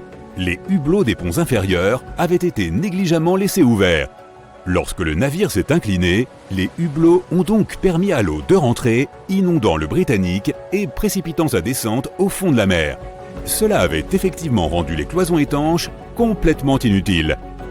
Le navire sombrait rapidement, beaucoup plus vite en fait que le Titanic. 35 des canots de sauvetage ont été lancés avec succès, sauvant la plupart des personnes à bord. Sur les 1066 passagers et membres d'équipage, 1036 ont survécu. Priest, toujours sous sa bonne étoile, était bien entendu l'un d'entre eux. Et pourtant, il n'en avait toujours pas fini avec la vie en mer. Il a accepté un nouveau poste de soutier sur le Donegal. Il s'agissait d'un petit ferry de croisière converti en bateau-hôpital. En avril 1917, il a été frappé par un objet non identifié, alors qu'il fuyait une situation dangereuse. Bien qu'il ait souffert d'une blessure à la tête, Priest était sain et sauf. Il a fallu à Priest 2 collisions et 4 naufrages avant qu'il ne soit enfin prêt à prendre sa retraite. En réalité, il aurait même expliqué avoir arrêté uniquement parce que plus personne ne voulait naviguer avec lui. Mais peut-on vraiment les blâmer ? Il vécut le reste de sa vie sur la terre ferme à Southampton, en Angleterre, avec sa femme Annie et leurs 3 fils. Mais on se souviendra toujours d'Arthur John Priest comme l'insubmersible soutier.